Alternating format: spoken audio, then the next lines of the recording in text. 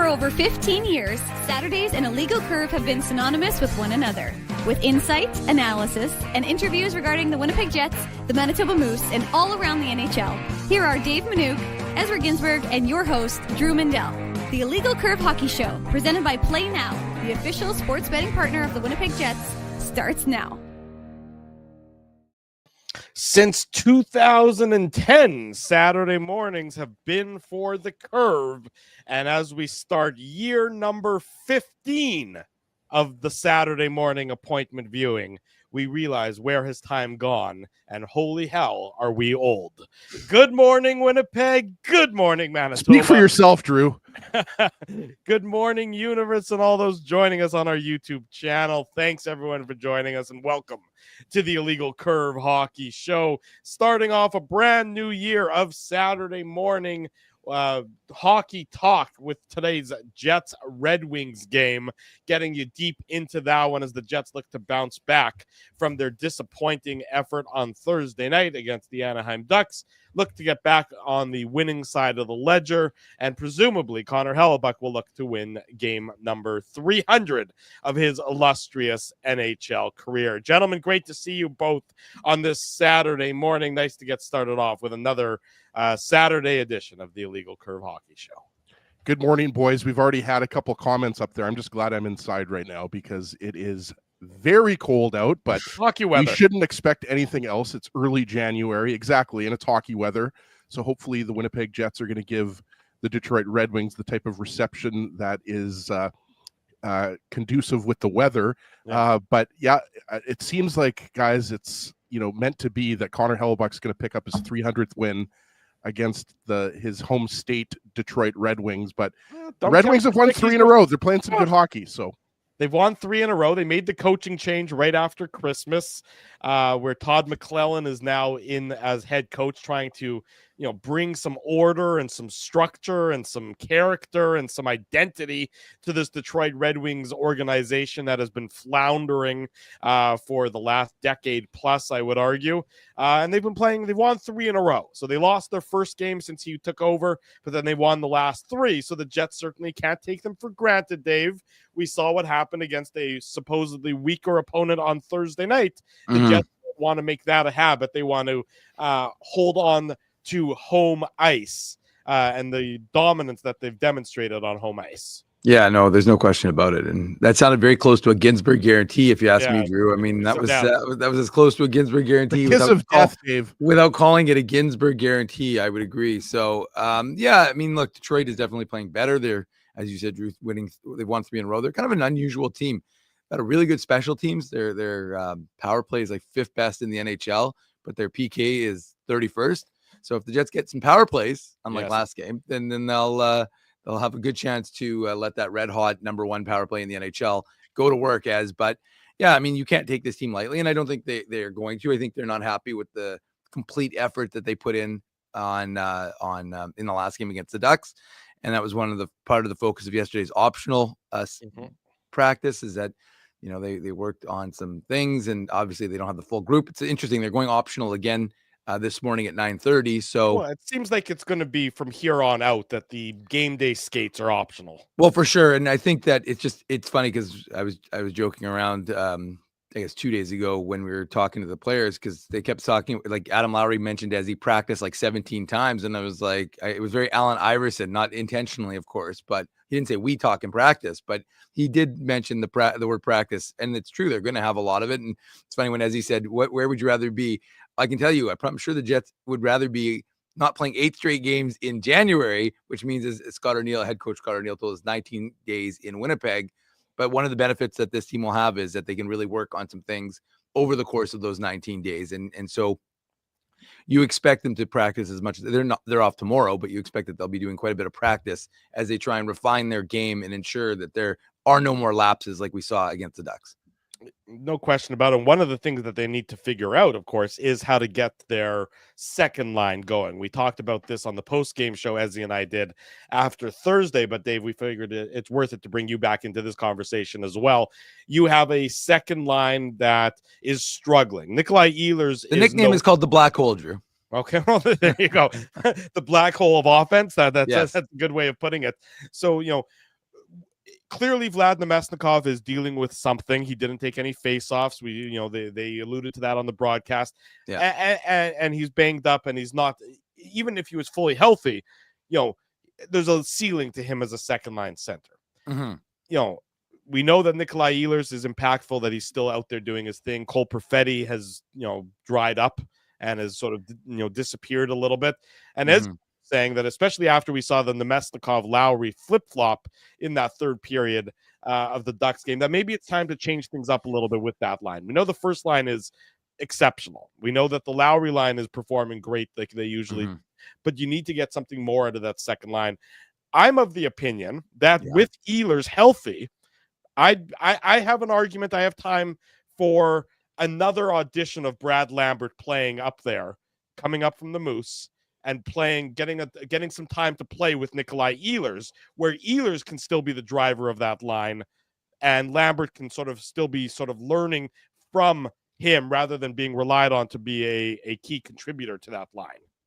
Yeah, I mean, it's an interesting thought. I mean, the truth is that, Brad Lambert had 2 primary assists. I think there were 2 primary assists yesterday in the Moose comeback, which we'll probably talk about a little bit later in today's show for a bit, but in Calgary to kick off the 5-game road trip for them.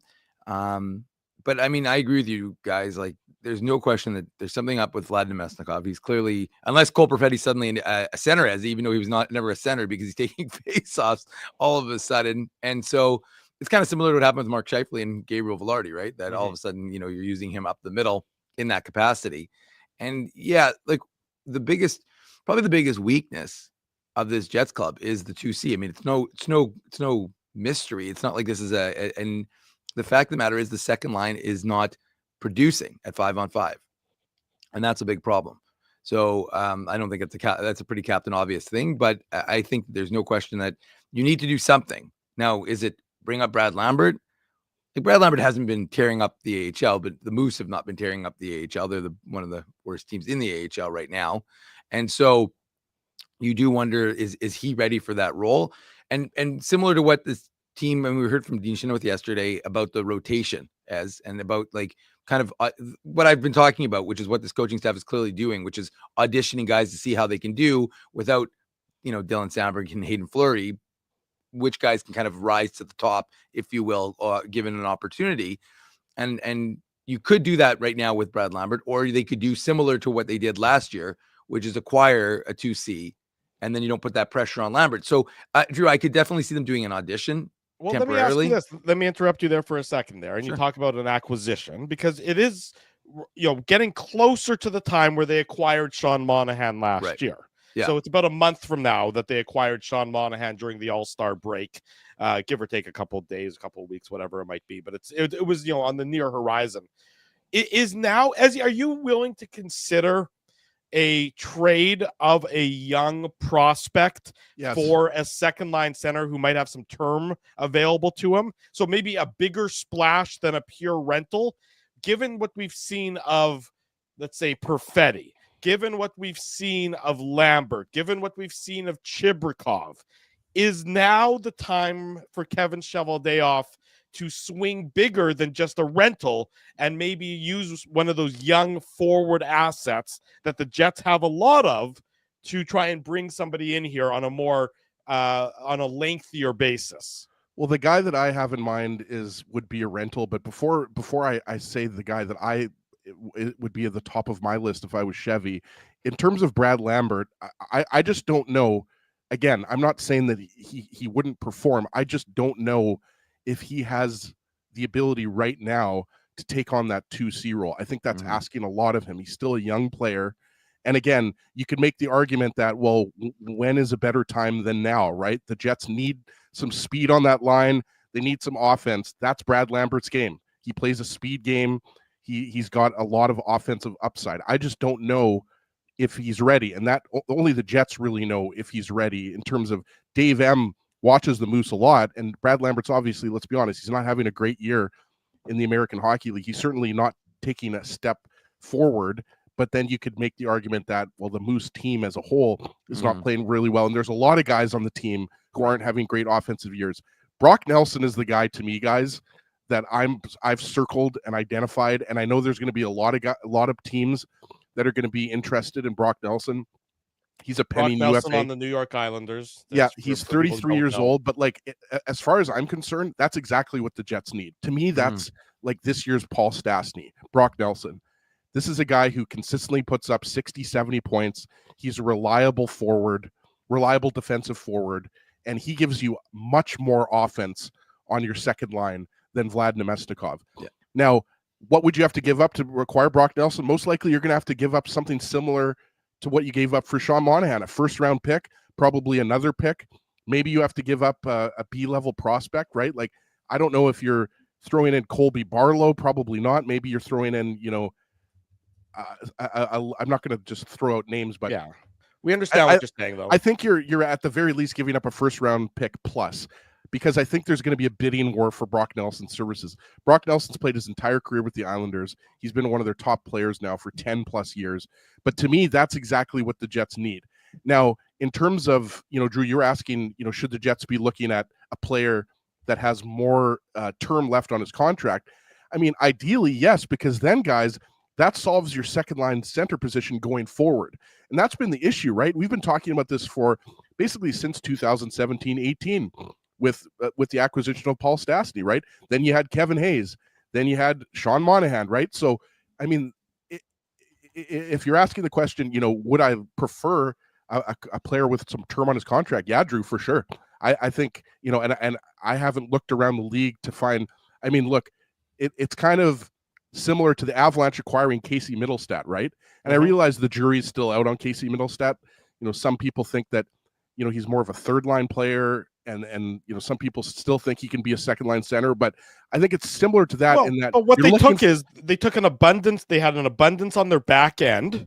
They made the determination that Bowen Byram was expendable to acquire Casey Middlestat. I mean, that's what they did. They assessed their roster. They assessed the players that they have, and they made that determination.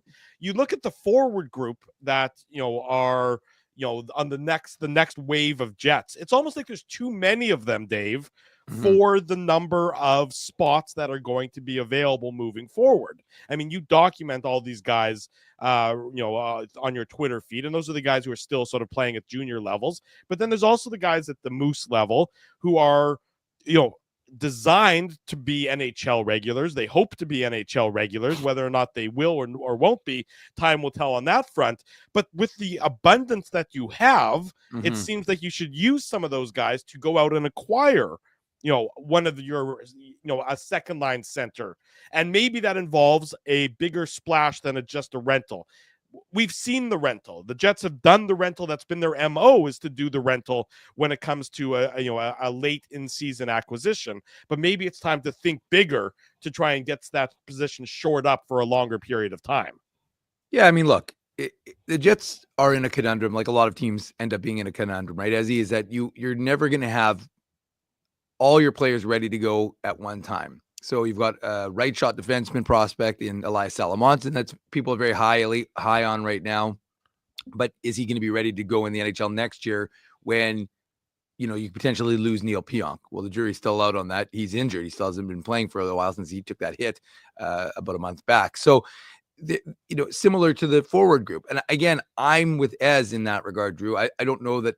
I mean, I guess you could audition Brad Lambert, but I would be of the mind that if you're really talking about a 2C, you want someone right now. Now, the question from an organizational perspective is you don't want to do what you did when you acquired Brendan Dillon and Nate Schmidt, which is to block your prospects for one extra year, costing you. And I know that folks don't seem to care and say Johnny Kovacevic's replacement level, but if you look at the numbers, he's not replacement level in New Jersey right now, is he? And so you've got to be very mindful of that reality as well. So if you think that your prospects can't help you this year, but maybe they'll be ready to step in that role like a Chibrikov and a Lambert next year, you don't want to do too much. And again, you have question marks about Nikolai Ehlers for next year. So there may be holes in other spots. So I suspect that my thought would be that you're ready. You're going to hope for those guys to jump in next year. And I'm with Ez. I think you have to acquire a experienced 2C, a guy who's maybe had a little bit of playoff experience, doesn't have to have a ton, but has experience in the NHL, knows how to play, and his game is ready. Because look, you're not a team that's looking to win one round.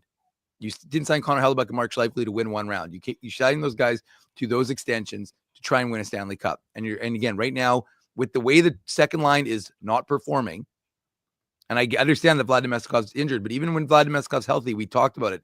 He's your fourth C.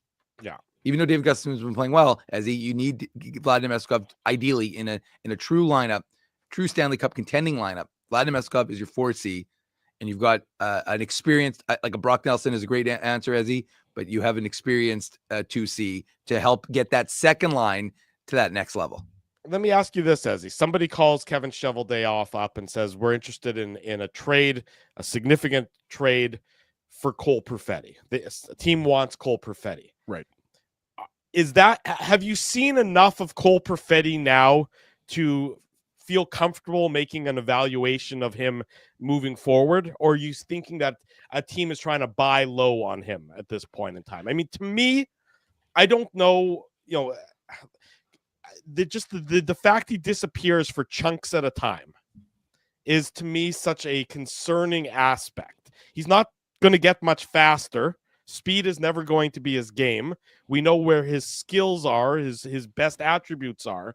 But if you're the Jets, are you maybe using Cole Perfetti as a way to get one of those quality second line centers that we were just talking about? Not a rental, not Cole Perfetti for a rental, to be clear. Sure. But Cole Perfetti as part of a big package to really sort of change things up in the middle there. Well, I'll address your question in a second. I see a lot of people talking about Elias Pettersson. Elias Pettersson has got 3 years left on his contract at $11.6 million. Is he even going anywhere? Well, Vancouver, it sounds like him and JT Miller. We know that. We know that, Drew, but are you not trading JT Miller of those two? Like, I feel like they're going to be trading JT Miller. That's just based on the contract, based on the player. Elias Pettersson to me is not a realistic, and I hate to kill Jets, dreams here, but that contract and his position with Winnipeg. Look, I think Elias Pettersson would be great on the Jets. To have a Scheifele Pettersson 1-2 combo would be phenomenal. I just don't think it's realistic. That's my own personal opinion. You guys could disagree. In terms of Cole Perfetti, I think his upside is very high. And again, Drew, I don't want to just take the position, if I was Chevy, would I trade him? It depends what you're getting for Cole Perfetti, right? Like if you're addressing a position of weakness, which right now it's 2C and it's the left side for me, right? And that's something that really hasn't changed in many years. So if you're going to be able to acquire a fantastic second line center and Cole Perfetti is going to get that for you, then sure, let's talk. But I do still think that even though Cole Perfetti has had parts of seasons where he struggles offensively, I do think that he has a high upside. I still think you have to consider that he's a young player, right? Again, that's just my own personal opinion. I think there's signs to be concerned about in his game. I think that he gets lost in the defensive zone sometimes. He isn't producing enough offense that you would like to see out of a second line winger. So there's definitely signs there, but when he's at his best, I mean, you see the hands, you see the vision, you see the shot. He's got a great shot, right? So, I mean, if you're going to be able to acquire an elite second line center and Cole Perfetti's part of the package, yeah, I think you consider it. To me, it's just his absence for games at a time is beginning to be a problem. Mm-hmm. And it's not, young player going through some growing pains and things of that nature.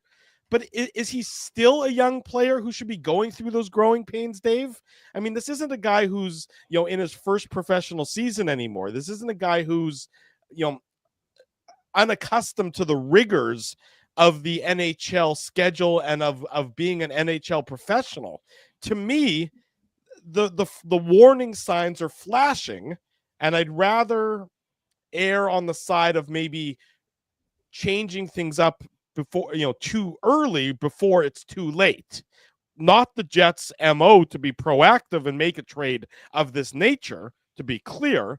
But to me, you needed to see more of him taking a step forward on a regular basis this year than you have seen through the first 40 or so games.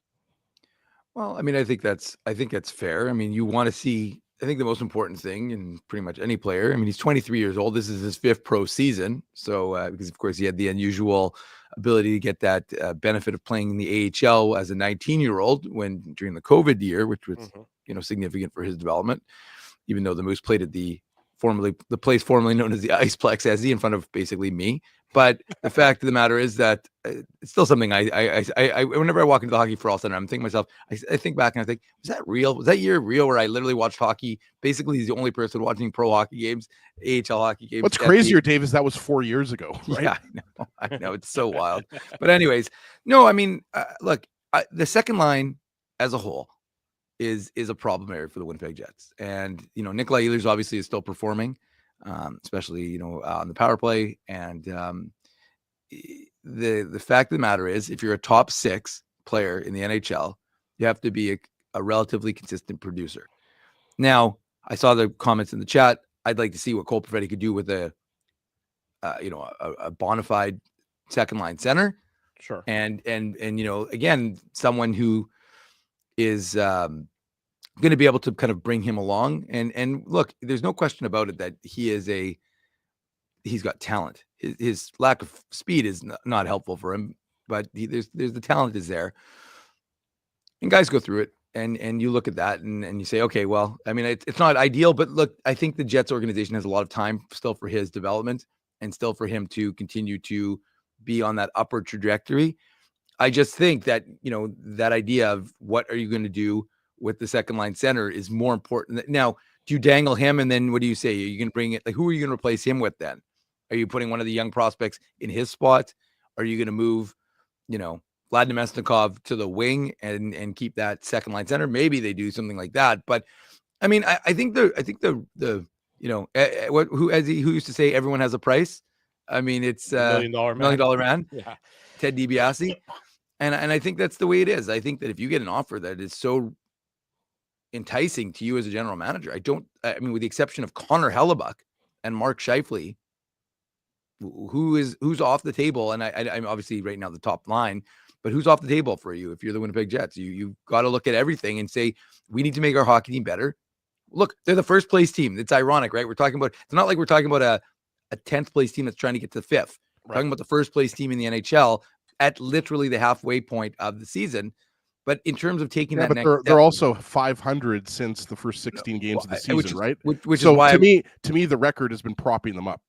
No, I agree, which is why I was about to say, which is why I think you need to still make a move to get that 2C to really get your team to that next level so you can be a more consistent team that wins at, the 714 or maybe not 714, but in the 650 range as opposed to where they've been the last little bit.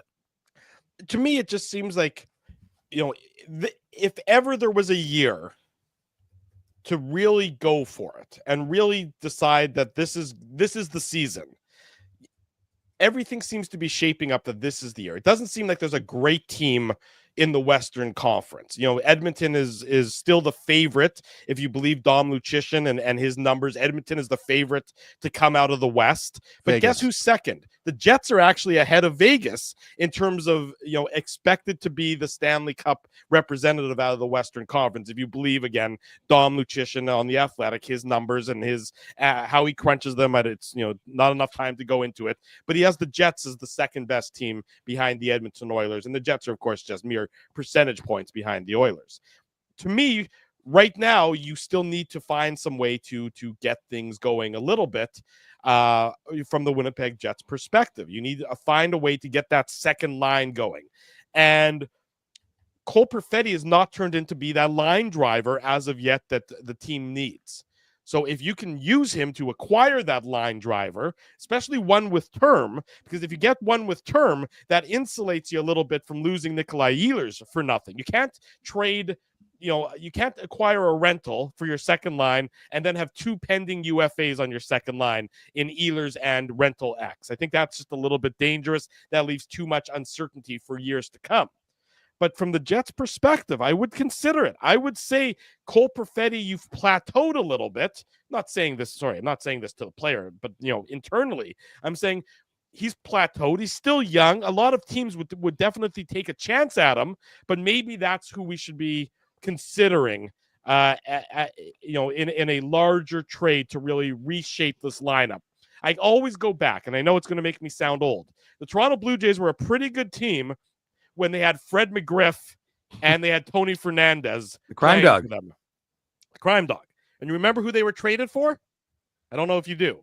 They were traded to the San Diego Padres, McGriff and Fernandez. Wasn't it for it wasn't Delgado, was it? No, it was for Joe Carter and Roberto Alomar. Yeah. So remember, they were a pretty damn good team with McGriff. What about Dave Winfield? Well, no, Winfield was acquired from the Minnesota, wasn't it? Correctly. Molitor came. Winfield, I thought, came from the Angels, but I could be. I'm really now confused. I could talk about the old Blue Jays all day long. But my point is, the Jays were a good team with McGriff and Fernandez. Right. They became a World Series winning team with Alomar and with Joe Carter. So sometimes you've got to think a little bit aggressively. The only thing I would add is, like, if you look at what Kelly McCrimmon does in Vegas in terms of the ruthlessness with which he makes deals. And look, Vegas is not Winnipeg, and Winnipeg is not Vegas. There's clear advantages to him being a GM in that market versus this market. And so I think that, as I said, and I should have mentioned in my comments earlier, Josh Morrissey also off the table. I didn't include Josh Morrissey. Off limits. No, I know, but I was like I said to the chat when they were mentioning it, he's clearly I was thinking forwards more, even though I mentioned Connor Hellebuck. And I guess according to you, Dave, Kyle Connor's expendable. No, I said the top. I included the top line. I said basically the top line. We know. Nobody's saying Dave Minuk, trade Kyle Connor, headline on tomorrow. Well, no, it's Drew. Right now, the headline is Drew Medell, trade Cole Perfetti. But I think the fact of the matter is that you're just if you're Kevin Cheveldayoff, nothing is off the table right now in order to make your team better. That should be the bottom line. Yep. And it should be, like, again, I don't think it's from within yet. I think that's something you look at next year. I think at this juncture right now, you need to bring someone in. And if it is someone you don't want too much term. If you had a guy who had a year plus on his deal, then that's something to consider. And then you can insulate a Brad Lambert and a Nikita Chibrikov. Well, Chibrikov might not have a choice if you don't resign Ehlers but that's what I'm thinking, is that nobody is off the table in this regard. I'll tell you what, the Jets we're talking about the Jets bringing people in. We're going to bring in Jeff Hamilton after this commercial. So stay tuned. Hammer, have another sip of coffee. Jeff Hamilton of the Winnipeg Free Press is up next this morning on the Illegal Curve Hockey Show, presented by Play Now. Drew Mandel, Dave Minuk, Ezra Ginsburg with you. Don't go anywhere. We want to thank you for not betting with Play Now and choosing our illegal gambling site instead. Because we couldn't afford things like this without your money. So much of your money. Now you might have questions like, do our profits benefit your community? No. Or bet with Play Now, Manitoba's local legal and secure gambling site. Dining, entertainment, parking, and convenience, all in one spot. City Place is located in the heart of downtown Winnipeg, attached to the Canada Life Center. Whether you're working, living, or out for a night in the downtown, make City Place your go-to destination before or after the fun finds you. Lunchtime, game time, anytime, visit City Place at 333 St. Mary Avenue, next to Canada Life Center. Holt Dental, the new official dentist of Illegal Curve, has a philosophy rooted in two unyielding principles: genuinely caring about patients and providing outstanding service. Being a patient of Holt Dental means more than just checkups and treatments. It's taking the time to listen and talk to each patient so they can achieve the best long-term health, functionality, and aesthetics for their teeth, mouth, and gums. Conveniently located at Grant Park Festival on Taylor Avenue, Holt Dental is dentistry of the highest quality in a comfortable and relaxed environment. For more information, visit holtdental.ca. Oh, and there's plenty of free parking at the front door, too.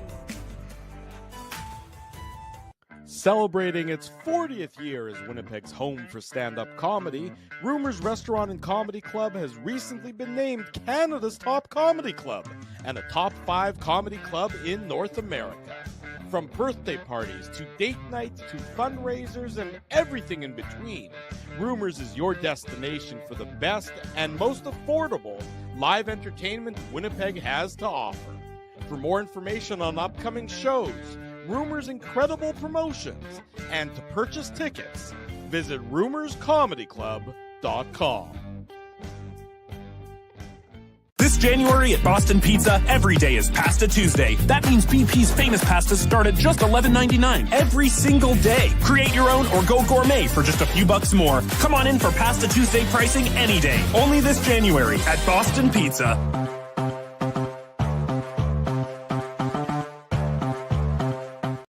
Bottom of the hour, welcome back to the Illegal Curve Hockey Show. Drew Mandel, Dave Minuk, Ezra Ginsburg with you. Past the Tuesday, all January long at Boston Pizza. Something that I can see Ginsburg's eyes are a little bit lit up at the sound of that news, that as he can delve into some delicious Boston Pizza pasta. Jeff Hamilton of the Winnipeg Free Press is our guest this morning on the show. Hammer, good to see you. Happy New Year. Even though I know it's after January 3rd, I'm not allowed to say it according to Larry David, but I'll say it anyways. Nice to see you. Great to see you, gentlemen. I was going to say, I was sitting back in your fancy new green room. Look at all the commercials come up, the production. I've accepted a lot of cookies in my days, boys, in my searching of the internet. But it's the first time I've accepted cookies for an interview show. So whatever information you're gathering from this, guys, I hope you don't do too much with it.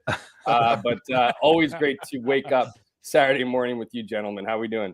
We're doing great. Thank you, Jeff. That was a good start to the interview, I must say. We were talking about Cole Perfetti to start off the program and sort of the desire for more, and if there is more, or should the Jets be using him as a part of a trade, trade talk, a bit of dangle him in trade conversations. From your perspective, you're a guy who's been around this team for much of the last few years over the years, and seen young hyped prospects come and go. Some make an impact, some sort of fizzle out. I used to change his diapers. Come on, that's how long I've been watching this guy. Where do you stand on Cole Perfetti at this point in time? Do you think there's still more meat on that bone, or do you think that what you see is what you get at this stage of his career?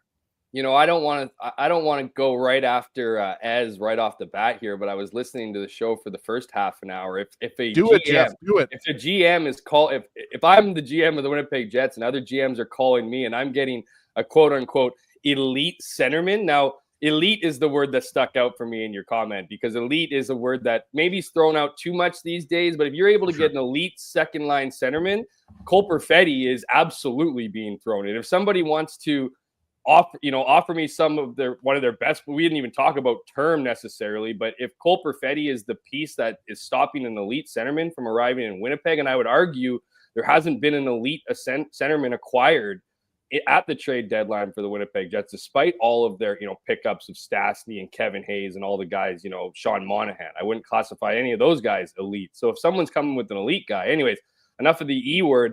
I think Cole Perfetti, it's just been a fascinating roller coaster ride for him and for the fan base. And I'm not going to liken it to, Ville Heinola per se, because Ville's is unique in the sense that he made it out of camp right away as an 18-year-old, and then, hasn't really been able to get back there after that 8-game stretch for the most part, so you look at a guy like Cole Perfetti, he comes in, as you mentioned, as got this almost red carpet treatment to professional hockey with COVID. While kids his age were kind of getting screwed over in their development, he was finding the right time to join pro hockey, got to play with the Manitoba Moose, got to be part of Team Canada for the World Championship, right? Got this opportunity that people his age just don't get and are begging for or wishing, especially as a 10th overall pick. That's not nothing, but it's not, there's no guarantees even for the top 5 nowadays. And so you look at what he's been able to do, and then there's been some red flags along the way, right? Some of the great stuff, his IQ, his ability to be comfortable. Oh my goodness. He's got a relationship with Mark Scheifele. So, Mark Scheifele's working with this guy on the sideboards before practice. Holy smokes. The ceiling is, seemingly endless here, right? And then he gets injured all the time, right? You barely see him for after that start, right? He can't stay in the lineup.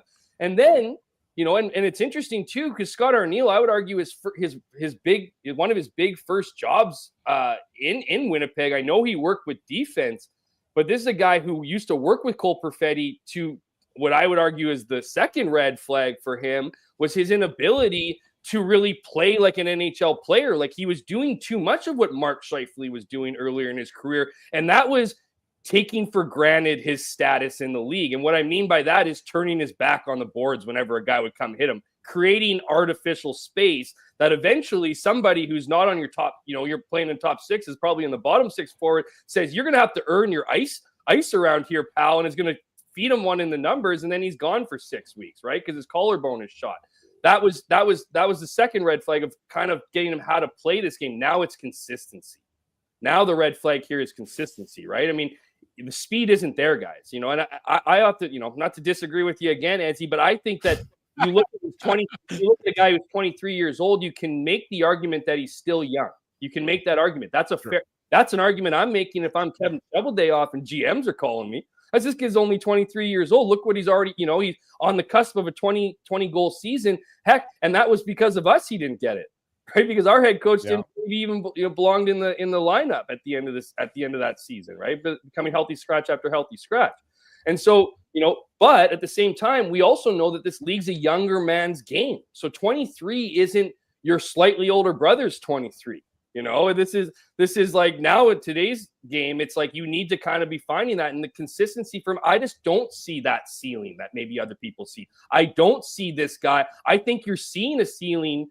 Not so much as that like he's not going to get better, but I'd almost argue you're starting to see a ceiling in that. How much better is he going to get? How much more dominant is he going to get in this league that's becoming faster, that's becoming younger? Look, Cole Perfetti's not fast. Go watch him play a game. Like, he's not, you go look at Rasmus Kupari for a second, and that guy goes from 0 to 60, in 3 strides. Cole Perfetti's not that guy. He's supposed to be the IQ guy. And when you watch him play a game, like we saw against the Ducks here, I happened to be in the stands, so I got a much closer look at him. I don't think there was a guy who logged more time with the puck in dangerous scoring areas and had no idea what to do with it. It seemed like he didn't want to shoot, he didn't want to pass off, and I don't know how he registered 2 shots at the end of that game. I think it was that drive in the third period where he kind of, got a couple taps there that salvaged his stat line. Anyways, not trying to beat up on one game. But when you're Cole Perfetti, you need to be doing more. And this idea that people were ready to sign this guy to a 6x6, and if they didn't do it now, they were going to get screwed over.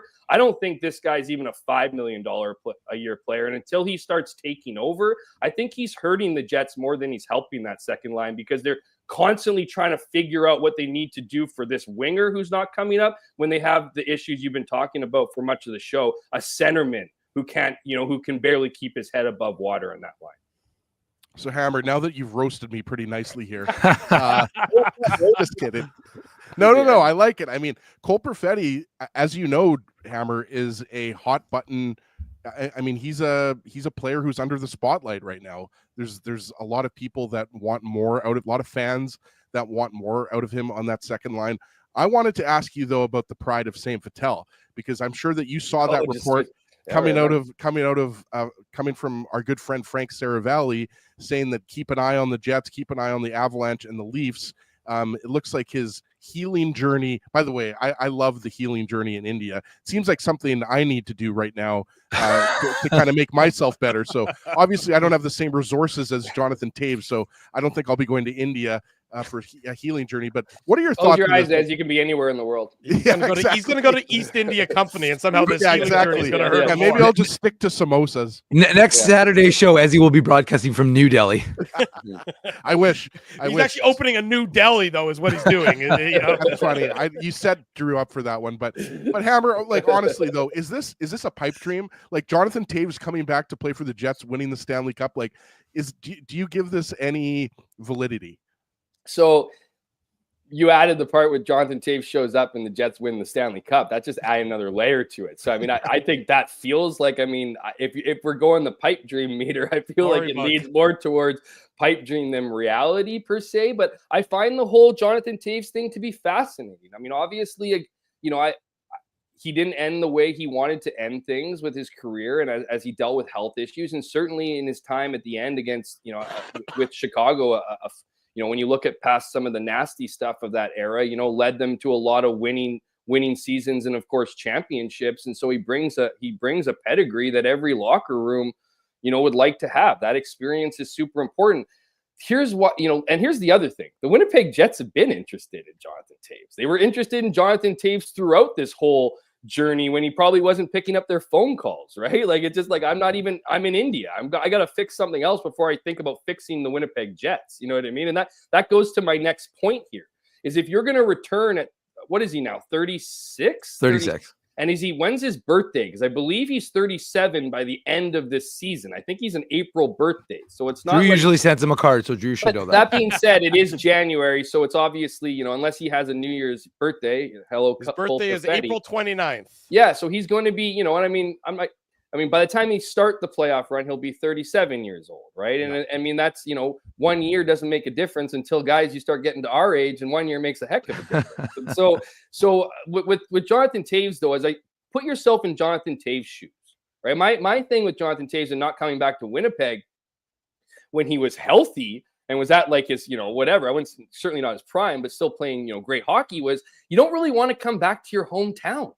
Because everybody knows you. You got to pay the bill every time you go out. There's no separation. And that's why you see those guys kind of come back later. And it's usually because you're from there and that's kind of your last opportunity and it can sell some tickets and whatever. So I always saw it kind of being a tough go in that time. I see it being almost too much this time. And while, and maybe this is just the outside noise. Obviously the Jets got it going on, within their group right now. They're playing well. I mean, they're not playing well since that historic start, but let's not ignore the historic start. Like, that doesn't count. So this team's playing well, but I still think there's a feeling that if you're Jonathan Taves, you have to go in and do more than you want to do right now, right? You need to focus on the fact that you haven't played in a couple years, that you haven't played, you really want to have that ending that you deserve for your career, that you want to be viewed as like going out, not on top. I mean, that'd be great to have a championship, and obviously that would be part of the equation here, but just playing better hockey. I think there's too much pressure on Jonathan Taves to come into Winnipeg and fix them. Oh, look at this guy. He's got all the championship pedigree. Come in and teach an entire organization what it's like to win and have to go through that. He's going to be going through his own personal journey. So to have to kind of be the guy that you have to lean on during this time or be whatever. And again, maybe I'm making more out of it than I should be. I think it's one of those things that unless he's really, really, really interested in the idea of playing for his hometown, that he's probably going to be looking at an organization where he can come in and be that fourth line. Be a little bit more anonymous. Not the guy. Like, I don't think that he's looking at his situation being like, how can I get the best opportunity for playing time right now? Like, I don't think he's looking and being like, who's giving me their second line center? And while the Jets might be able to offer that to him, I don't even think Winnipeg's doing that. I don't think Winnipeg's coming in and saying that. So when you look at that, I mean, if the Jets, here's the difference. If the Jets continue to roll and continue to play great hockey, that's going to be their best sales pitch to Jonathan Taves, because that's really what Taves is going to want out of this. I don't think he necessarily wants a championship. He certainly doesn't, quote unquote, need a championship, but I do think he wants to go to an organization where it's less hard on him, where he can regain that, and almost kind of hide in the shadows and not be a guy who has to carry the team on the ice. And so he can get up to speed. And then when he gets going, he can kind of join the rest of the pack. And I just don't know if that environment is here in Winnipeg from, a team perspective and some of the outside noise perspective. Jonathan Taves coming back to Winnipeg, putting on a Winnipeg Jets jersey would be a massive, massive thing. So that's, again, carries the emotional part, carries added layers to what would be, a cool, but certainly I would bet challenging comeback.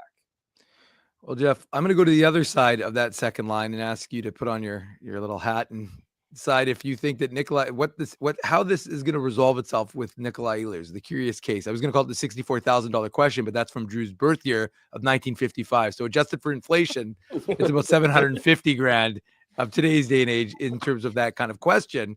And really, though, what are the Jets? Do you see the Jets doing? Because this is to me, it's a fascinating one. You'd sign Ehlers in theory to an extension, but that hasn't happened yet.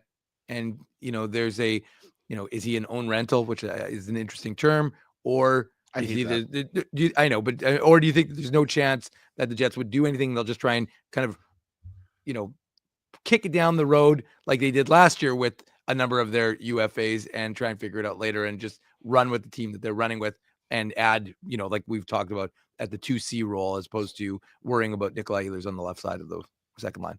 Yeah, so obviously there's different ways you can approach it. I do think it depends on where the Jets are at heading into that trade deadline. I do see Ehlers as a potential piece. I'm not advocating for him to be traded, and it would have to be the right situation to get players back with term that you also like. That would be trying to feed two birds with one stone, right? In that sense, it's like you make if you think you can improve your team and bring in somebody else, right, for that solid player kind of situation, and maybe you have a better idea. Because here's the thing, the Jets have the best idea of where they're at with Nikolai Ehlers as far as the potential of re-signing him, right? I mean, and those things change sometimes hour to hour, sometimes week to week, month to month, right? And I do think if you look at Nikolai Ehlers' tenure, you look at how he probably reflects in his time in Winnipeg. There's obviously some, I don't think, it's interesting. I don't think there's as big of usage issues with Nikolai Ehlers as there is with the public, right? A lot of, it's been a bit of a polarizing situation with Ehlers and his ice time and his usage, particularly on the power play one. Now, I think the power play one thing is an issue, but I don't think Ehlers was a guy who was saying he needed way more minutes of ice time. I think he was pretty, maybe happy is not the right word, but I think he understood that he was still producing with the time and it was good for what he needed on his wear and tear of his body. Now, that being said, there was some other stuff involved. Of course, Patrik Laine was very close friends with Nikolai Ehlers. There was a fallout to, Patrik Laine leaving Winnipeg. Of course, that relationship with Blake Wheeler, that's no longer a thing. I think Nikolai Ehlers enjoys his time in Winnipeg over the last couple of years, and I think that maybe that's softened. So I don't know where he would be at with wanting to have an extension, but I think you can make the argument here that if both sides wanted him to have an extension, one would already be done at this point, right? So, taking that into consideration, you look at, the Jets have a lot of Nikolai Ehlers, right? Like they draft a lot of Nikolai's. Now, I'm not trying to say Nikolai Ehlers isn't the best of the bunch and that, you need to, but you need to kind of, and I think that was a big disappointing part of the Rutger McGroarty part, right? I mean, he brought a different size body, a different type of player, right? And then what do the Jets do? Well, they trade off, a better chance of this guy not screwing them over with the fact that he's smaller and from Western Canada, right? Like he's not that big power forward that they hadn't drafted for so many years. So, because there's a lot of, here's the thing, guys, Nikolai Ehlers has been talked about in trade talks for a long time with this team. I mean, he's been one of those pieces that other teams have inquired about, and the Jets have been reluctant because they obviously like what he brings to the table, but at the same time have also been open to the right deal because of some of those issues, like him and Scheifele not playing on the top unit together for all the years, wanting to be in that same position for all those years, right? Now they're back together. Now they're on the first unit. So I think if you're the Jets, the likely situation here is to, wait, figure out what you're going to do, not make any moves. I do think that fans might not like this, but they probably do put themselves in a position where they don't re-sign him and just see what happens in the playoffs, right? I mean, lots can happen in a long Stanley Cup run. You can really see what you want to do here. I think a guy like Jacob Trouba, I comes back to Winnipeg. I know a couple people who know him personally, and have talked to him down there, and particularly when he was in Winnipeg the other day, and he misses this city. He looks at a group of guys like the Mark Scheifeles and the Josh Morrisseys, and guys that he joined the group with, and Ehlers too, and sees a team that wow, maybe it wasn't as bad as I thought here. Maybe this is a real a group that was really loyal to these players. So maybe Nikolai Ehlers can kind of see that too, right? The grass is always greener on the other side, guys, until you get to that position.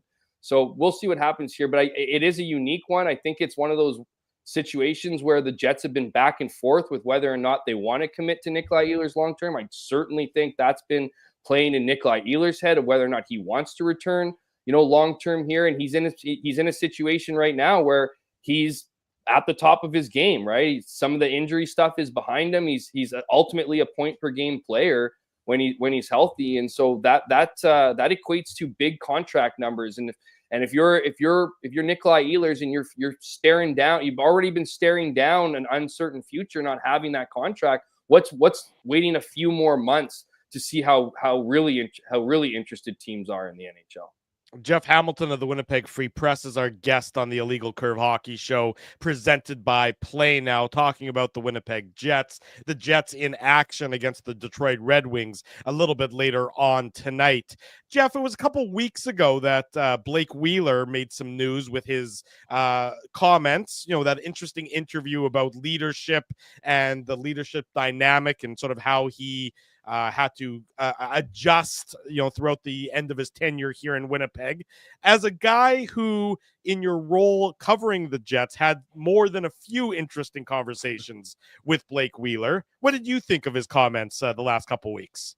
Yeah, he told on himself. What do you mean? Like, he finally said it. So now everyone can come over to reality and we can talk about how this guy was just an asshole in the locker room more often than not. Like, that's what he was. We witnessed it every day. So some of those issues that we'd have in the media are when I get into it with them in Phoenix that one time, or in Glendale or in Winnipeg a handful of times, right? I mean, it goes all the way back to Gary Lawless writing a column about the Muskoka 5 Winnipeg guys, right? Like, using the whole Toronto thing.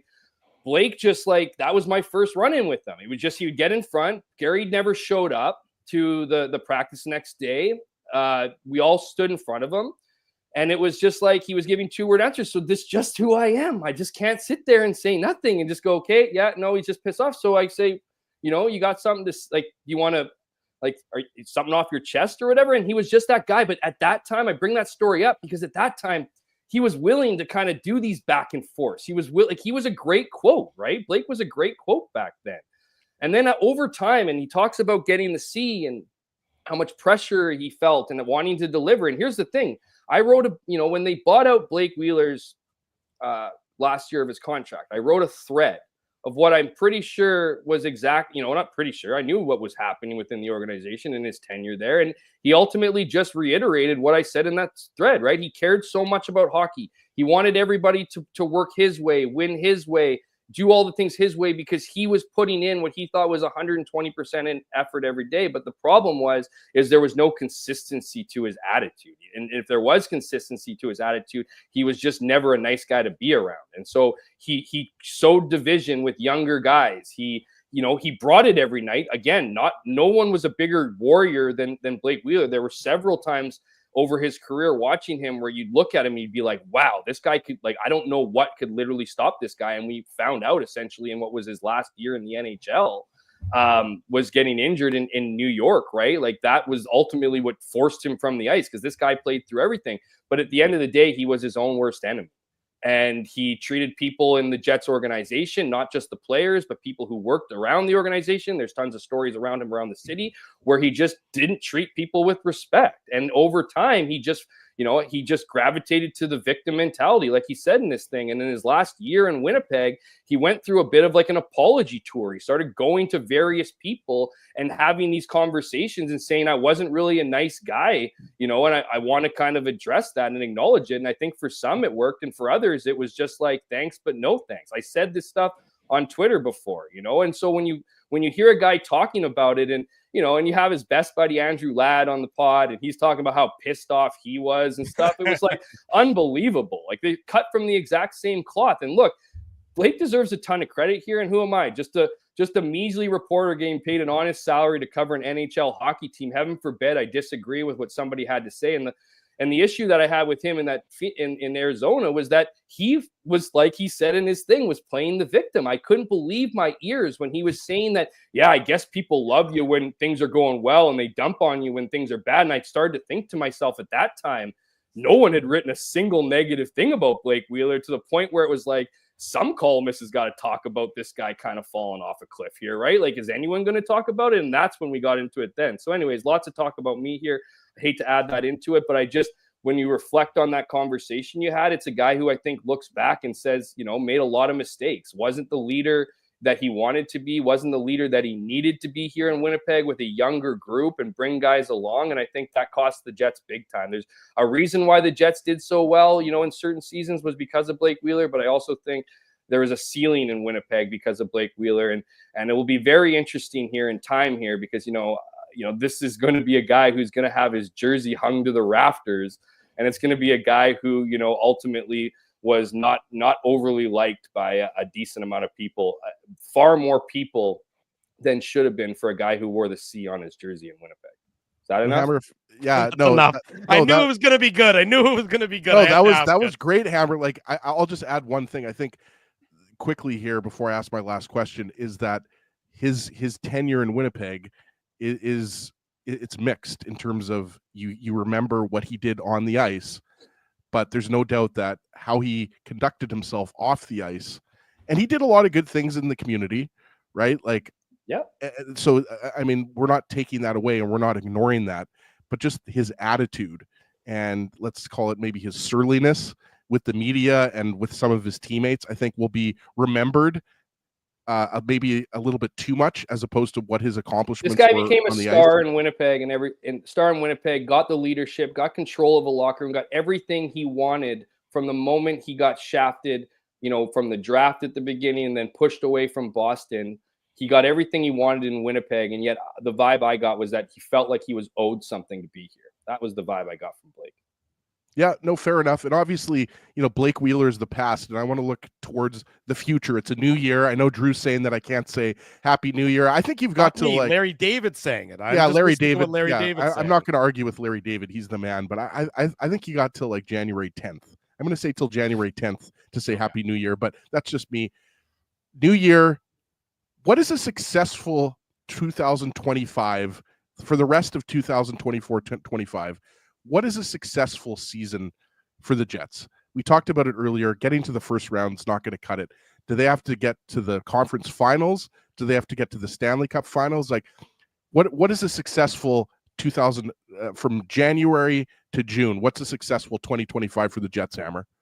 That's such an interesting question, as like success is in the eye of the beholder, right? You're going to have people in this chat right now, I imagine, that say Stanley Cup or bust, right? Those are the ones that want it and want it now and have watched and have their reasons, right?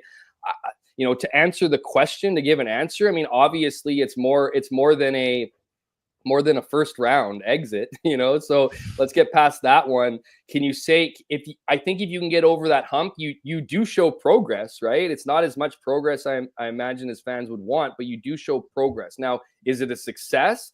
Well, not if you're finishing first place in the NHL, not if you're finishing second place in the NHL. If the Jets fall off a cliff here at the end of the season and find themselves battling for third in the division or maybe even a wild card spot, then yeah, two series all of a sudden seems like a success. But when you look at what this team's done off the bat, the historic start where I imagine they'll be heading into the playoffs, I think you're looking at probably, at least in that locker room, and they're not certainly looking like it would be great if they just got to the, Western final and bowed out. I don't think that they'd be satisfied with that. But I would think that with the way this team is going, with the way you've seen other teams in the past that have felt that heartbreak year in and year out, have the talent, have that continuity that Winnipeg has the pieces like goaltending and a solid power play, I would say, yeah, I think be fair to have the expectations be at the Western final, right? This is where you would expect a team playing the way the Jets are playing. And you guys mentioned it earlier, and I think this is a really important part to it, is that it's a weird league this year. Like, no one seems good. Like, yeah, Vegas doesn't seem good to me. I don't know why it is. Disagree with that. I mean, but maybe it's because they don't seem as good as they've been in the past, and yet they're leading the league. Like, I don't know what it is. It just feels like the league is winnable this year. And that's where I think, like what happened to the Rangers, for example. Right? Exactly. I mean, they were 1 point up on the Sabres, I think, before they finally stopped the bleeding last night or yesterday. So, like, I mean, yeah, that's what I'm talking about, right? Like, I think that this is a league that, I mean, success is an interesting question, but I think if you're the Winnipeg Jets, you have to go all in on this year. You have Mark Scheifele playing the best hockey he's been playing in his career. You have Connor Hellebuyck somehow playing the best hockey in his career. And you have Kyle Connor, who's a phenom. You have Ehlers, who's a point-a-game player. You have all these guys and pieces that you just, you look at and you go, wow, this is what you envisioned, when they drafted these guys all these years ago. So this is where you need to go all in. Whether Cole Perfetti or other guys are part of the ride, I mean, you want to encourage them. Because here's the other part with Cole Perfetti. is that he's got the leverage, right? After the McGroarty stuff, you can't really like lose another guy, homegrown guy, right? The Jets don't want to add to the narrative of them not being able to sign their guys. So they're going to want him to stick around, but everyone's going to have to be pulling on that rope equally. And I think that's the exciting part here. So we'll leave it on a positive, perhaps, is that, I think the Jets are an exciting team. They have a dominant first line. They have those pieces. They have the power play that can make up some of their issues. They're in a division that they seem to have a stranglehold over. I know Colorado is making their march, but this is a real opportunity for Winnipeg to do some damage, and they are a fun locker room again, and they are a group that feels a lot more cohesive than they have in years past, and there's reasons for that. But I do think that this team could be deadly, and while I think a lot of people are like, oh, they're playing 500 hockey right now. Well, I don't think winning the President's Trophy should be the Jets' number one priority this year. That should be being healthy, load management, making sure that guys like Mark Scheifele have the energy and gas to go in the playoffs, get ready for a long run, and kind of go through these dog days of going back and forth. That's the beauty of having a hot finish, is being able to play, I hate saying it, but a little bit of perimeter hockey in the dog days of the season and wrapping it up when it demands that you ramp it up, as you edge towards playoffs. Well, we're going to demand that we wrap it up right here. Jeff Hamilton of the Winnipeg Free Press, always opinionated, always brings a good interview here on the Illegal Curve Hockey Show. Hammer, thanks so much for joining us this morning. Always appreciate your time. Happy New Year, Hammer. Insights. And yes, as he's saying, Happy New Year. Happy New Year to you guys too. Always love coming on. Hope I got the heart going on some people, and enjoy that. Enjoy the end of breakfast. It's, Jeff, they're still waiting. It's a beautiful day outside.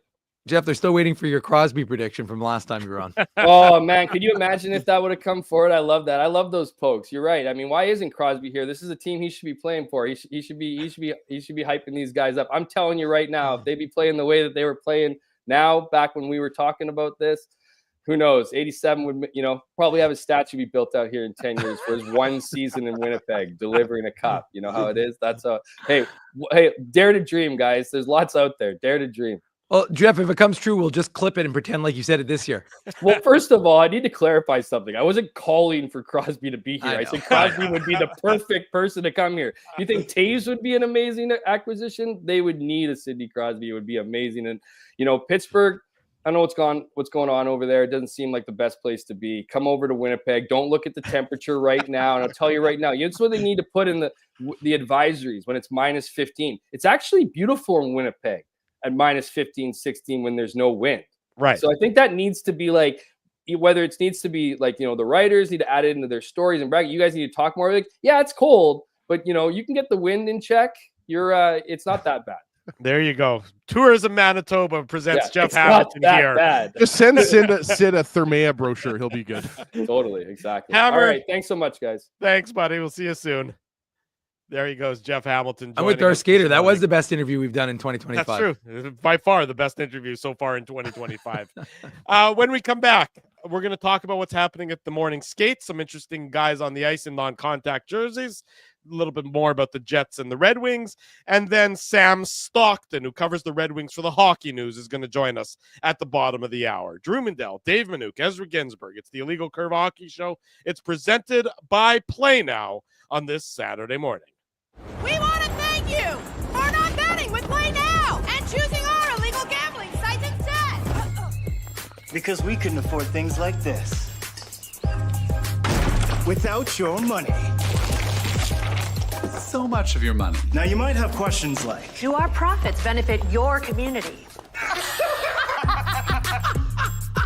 No. Or bet with Play Now, Manitoba's local legal and secure gambling site. Dining, entertainment, parking, and convenience, all in one spot. City Place is located in the heart of downtown Winnipeg, attached to the Canada Life Centre. Whether you're working, living, or out for a night in the downtown, make City Place your go-to destination before or after the fun finds you. Lunchtime, game time, anytime. Visit City Place at 333 St. Mary Avenue, next to Canada Life Centre. Holt Dental, the new official dentist of Illegal Curve, has a philosophy rooted in two unyielding principles: genuinely caring about patients and providing outstanding service. Being a patient of Holt Dental means more than just checkups and treatments.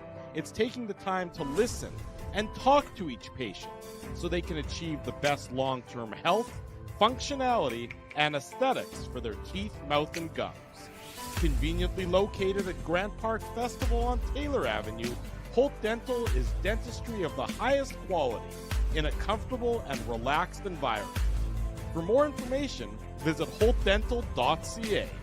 Oh, and there's plenty of free parking at the front door, too. Celebrating its 40th year as Winnipeg's home for stand-up comedy, Rumors Restaurant and Comedy Club has recently been named Canada's top comedy club and a top 5 comedy club in North America. From birthday parties to date nights to fundraisers and everything in between, Rumors is your destination for the best and most affordable live entertainment Winnipeg has to offer.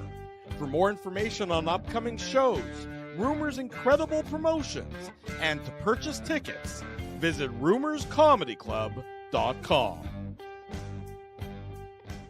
This January at Boston Pizza, every day is Pasta Tuesday. That means BP's famous pastas start at just $11.99 every single day. Create your own or go gourmet for just a few bucks more. Come on in for Pasta Tuesday pricing any day. Only this January at Boston Pizza.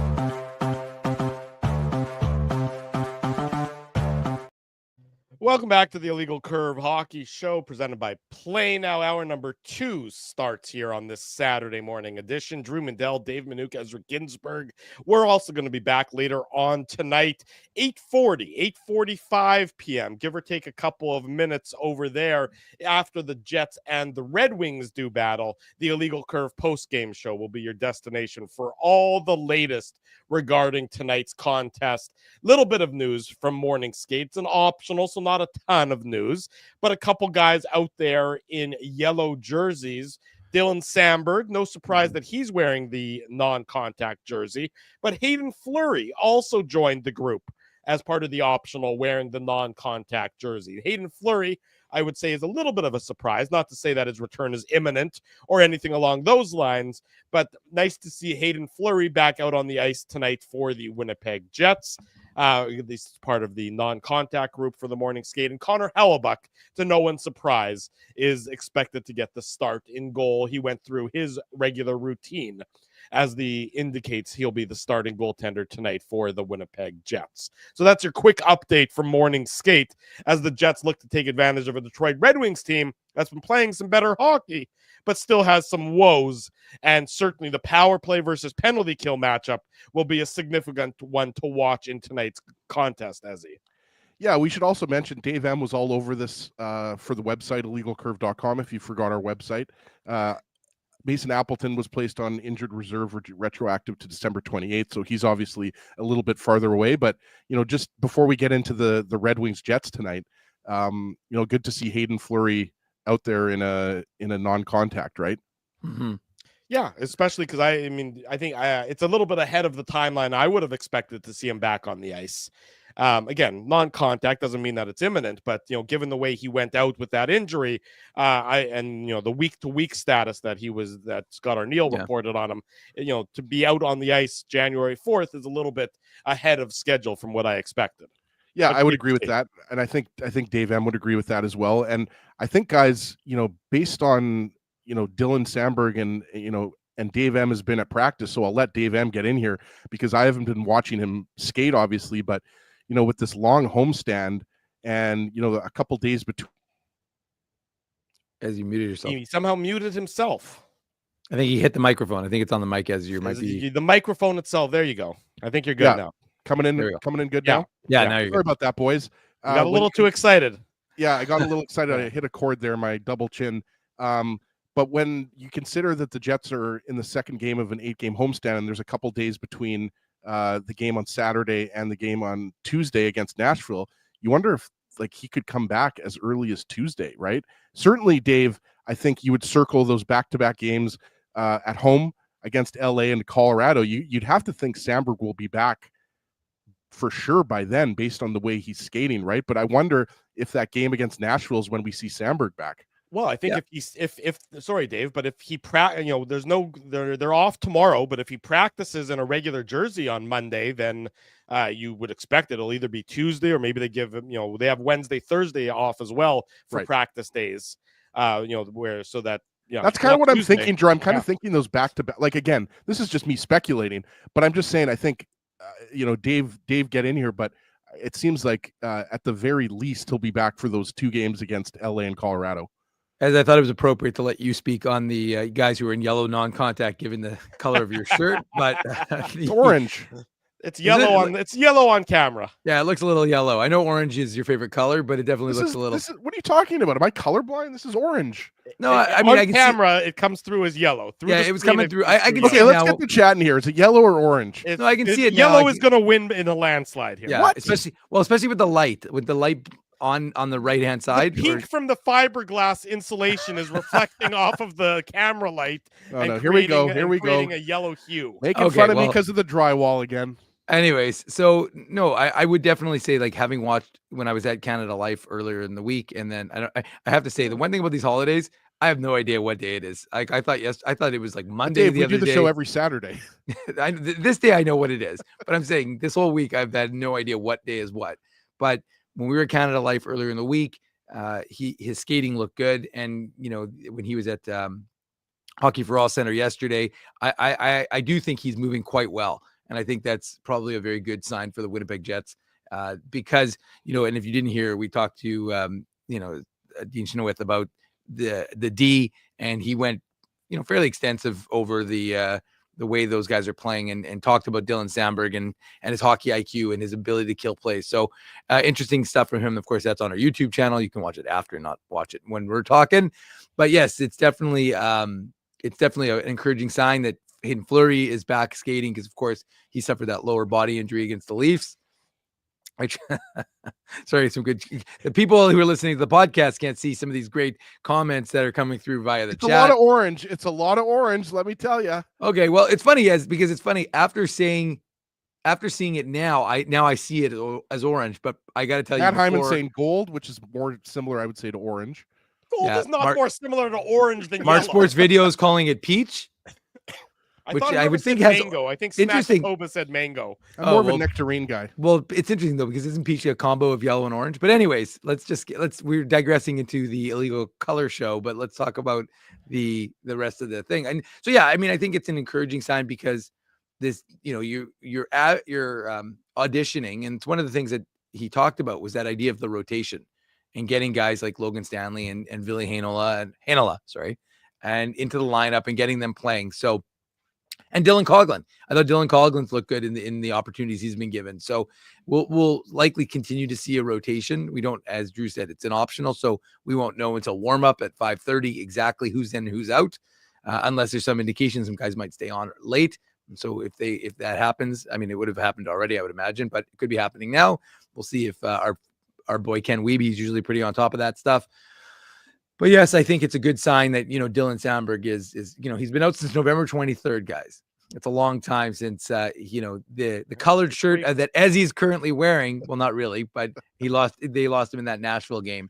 And so he's definitely a big part of this team. And we've seen how important he is, especially on the PK. Well, it's interesting. You talk about the defense and you talk about Dean Chenoweth's comments the other day. This is in Ken Wiebe's article in today's Winnipeg Free Press. He wrote about Ville Heinola and his play as of late, and it's interesting to point this out that Heinola has been on the ice for 6 goals for and just 1 goal against at 5-on-5. In his time since. Is that good? That is good. I mean, if you look at it strictly on the goals for, goals against, 5-on-5 numbers, it is good. There's been some warts to his game, no question about it, and there's been some aspects of his game that leave you concerned. But over the last week, I'd say, as I see a player on the back end who's getting more comfortable in that role. Now, he's only comfortable in that role, as far as I'm concerned, when he's on the left side. He needs to be on the left side. That's where he's at his best. And I know that circumstances dictated that he might have had to play on his offside for a little while there. But I did that stat pack jumped out at me a little bit regarding Ville Heinola and how he's sort of beginning to grow into the role, over the last little bit. It'll be interesting to see how much more leash he has, though, of course, if Haydn Fleury's return is more imminent than we would have expected. Right, and that's the more pressing question, because as we talked about, Dylan Samberg's close. He's closer than Haydn Fleury, but once Dylan Samberg's going to be back, that obviously pushes Logan Stanley down, and then you have a situation, and then when Haydn Fleury comes back, then you ideally, I think, or you would think, logically, I should say, not ideally, that you could see a third pair of Haydn Fleury and Colin Miller guys, right? Because that's what you had earlier in the season when the D pairs, when the Jets had their healthy 6 top healthy defensemen. And, then again, it's not ideal, right? And that's why the comments from Dean were interesting, because I mean, you didn't expect necessarily you didn't expect the Samberg injury and the Haydn Fleury injury to happen at the same time. And what's happened is you've been able to experiment with Heinola, as you mentioned, Drew, on the offside. But, it's not ideal for Ville Heinola to be your 7th defenseman either, right? So, I mean, what happens? I see a rotation continuing on the third pair. I really do. I tend to agree. Yeah. And so we're going to be talking about this a month from now. Samberg's back, Haydn Fleury's back, and probably they're rotating in Heinola, Stanley, and Fleury. And it's like whoever plays the best, guys, is probably going to take that job. Well, I want to see when Samberg gets back, and obviously you got to give him a little bit of leash, Dave, to get sort of caught up and get back up to speed, having been off the ice and not been in game situations for a while. But I want to see what that does to Neil Pionk in terms of stabilizing Neil Pionk, because that's Drew, what it does to him.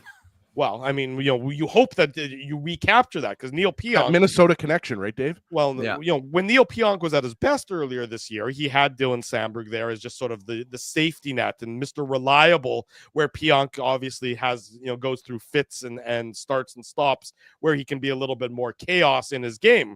So if they can get back to that benchmark where they were earlier in the season, then that really does do a lot, I think, for the top 4 of the Winnipeg Jets.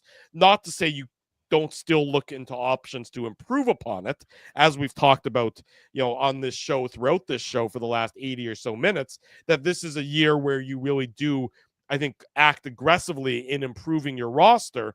But Dylan Samberg back to speed, if he gets back to the speed he was at before, does wonders for the Winnipeg Jets and for Neil Pionk. Yeah, I mean, look, the numbers back up what you're saying, Drew. And if you look at the eye test as well, I mean, Neil Pionk is more stable when he's playing alongside Dylan Samberg. And whether it's that Minnesota Duluth connection, or just the fact that they, some players play well together, it's definitely been a little less chaos with Neil Pionk's game when it is Dylan Samberg as his left side D partner versus someone else. So, yeah, I mean, there's no question. But like, one of the biggest things is, how does your lineup handle absences? Because you're never going to be like, look, this D group was completely healthy last year. Mm-hmm. So the problem for Ville Heinola was the fact that he couldn't get back. I mean, he was 2 months behind everybody else, which is a factor. I mean, it is something that has to be taken into consideration, right? Like, everyone else started the race in September and he didn't. And so he is playing catch up. There's no nice way of putting it. It's just the reality of his situation, is that he is catching up to everybody. Like, he was at the same starting point when they were on day 1 of training camp. The only problem was by day 2, he wasn't. So that's his reality, is to try and, expedite it as best he can, while obviously, still playing within his structure, within his game. And so, yeah, I mean, obviously getting Dylan Samberg back, Drew, will be massive for the team, because like we talked about, the PK hasn't been the same since his absence. Yeah. And the team hasn't been the same since his absence. We talk again, like I said, don't listen to me, listen to what the assistant coach who's in charge of the D had to say about Dylan Samberg and his import and his hockey IQ and what he brings. And that's why we what did we discuss as he on last week's show? The need to get him signed. And again, not to he's not going to make huge money because he's not an offensive defenseman. And, those guys tend to make a lot more. But the fact of the matter is, he's a stabilizing force on this team. He's a well-liked guy in that locker room. I can tell you that much. And the fact is that he is a integral part of solidifying a left side on the Jets defense. Well, going back, yeah, we have talked about it, but let's talk about it for a second. I mean, if you're giving him an 8-year contract, are you not comfortable in the $4.5 to $5 million range? I mean, I am. I think that he's shown enough, and I think, you know, we were having that discussion in the off season whether Dylan Samberg was ready to take that next step as a second pairing defenseman. Well, he is, right? Mm-hmm. And so I think that, you know, again, it's just, you know, this is just a fun exercise to talk about what his next contract could look like. But I think a lot of Jets fans would have absolutely no problem. Not that, you know, Chevy and Larry Simmons are signing contracts based on what they think the fans are going to like. But I'm just saying that I think that, you know, he has done enough. Samberg, that is, has done enough to earn himself a long-term contract with the Jets. I think that's. I don't think they'll go 8 years with him. I don't think that I don't know that he's going to get. Why not give him 8 years? I just don't know that he's a max term defenseman. I think he's a great defenseman. I think that they'll look more to a 5-year deal is where I think they would look. You have Morrissey and you have DeMello both expiring in 28. And I don't think you want Morrissey, DeMello, and Samberg expiring all in the same year. So I would expect that they would go maybe a year longer than that or 2 years longer than that with Samberg, which would make him a 5 or a 6 year deal as opposed to a full-on 8-year deal. I mean, I think if you're ready to give him 5 years, Drew, at 25 years old, like why not give him 8 years? And I don't think Samberg wants 8 years. I don't think Samberg would want 8 years. I think Samberg would want 5 years, 4 years, 5 years, something like that. Give another, maybe an opportunity for him to increase and improve the offensive side of the game. And then he can cash in again, you know, when he's 29, 30, something along those lines. I don't think there's a big offensive upside there. Well, that's the question. So, you know, that would be, you know, is there more, you know, this is a guy who last year had 18 points in 78 games. He's got 6 points so far this year. He's missed, of course, the big chunk of games. What's the offensive upside to a guy like Dylan Samberg? Can he get closer to 30 points? Can he get closer to between 30 and 40 points? Or is he capping out at a 25-point defenseman? A very steady, very solid, very consistent, very stable 25-point defenseman. You know, what's that offensive upside still there, Dave? Because I think Samberg thinks he's got a little bit of upside left there offensively. Yeah, I mean, look, you're talking about a guy who's 25 years old. He's still got some growth to his hockey game, and so. I mean, I don't think the term is anything less than 5 years, personally, because I think if you're the Winnipeg Jets, you're not going to take a risk of giving.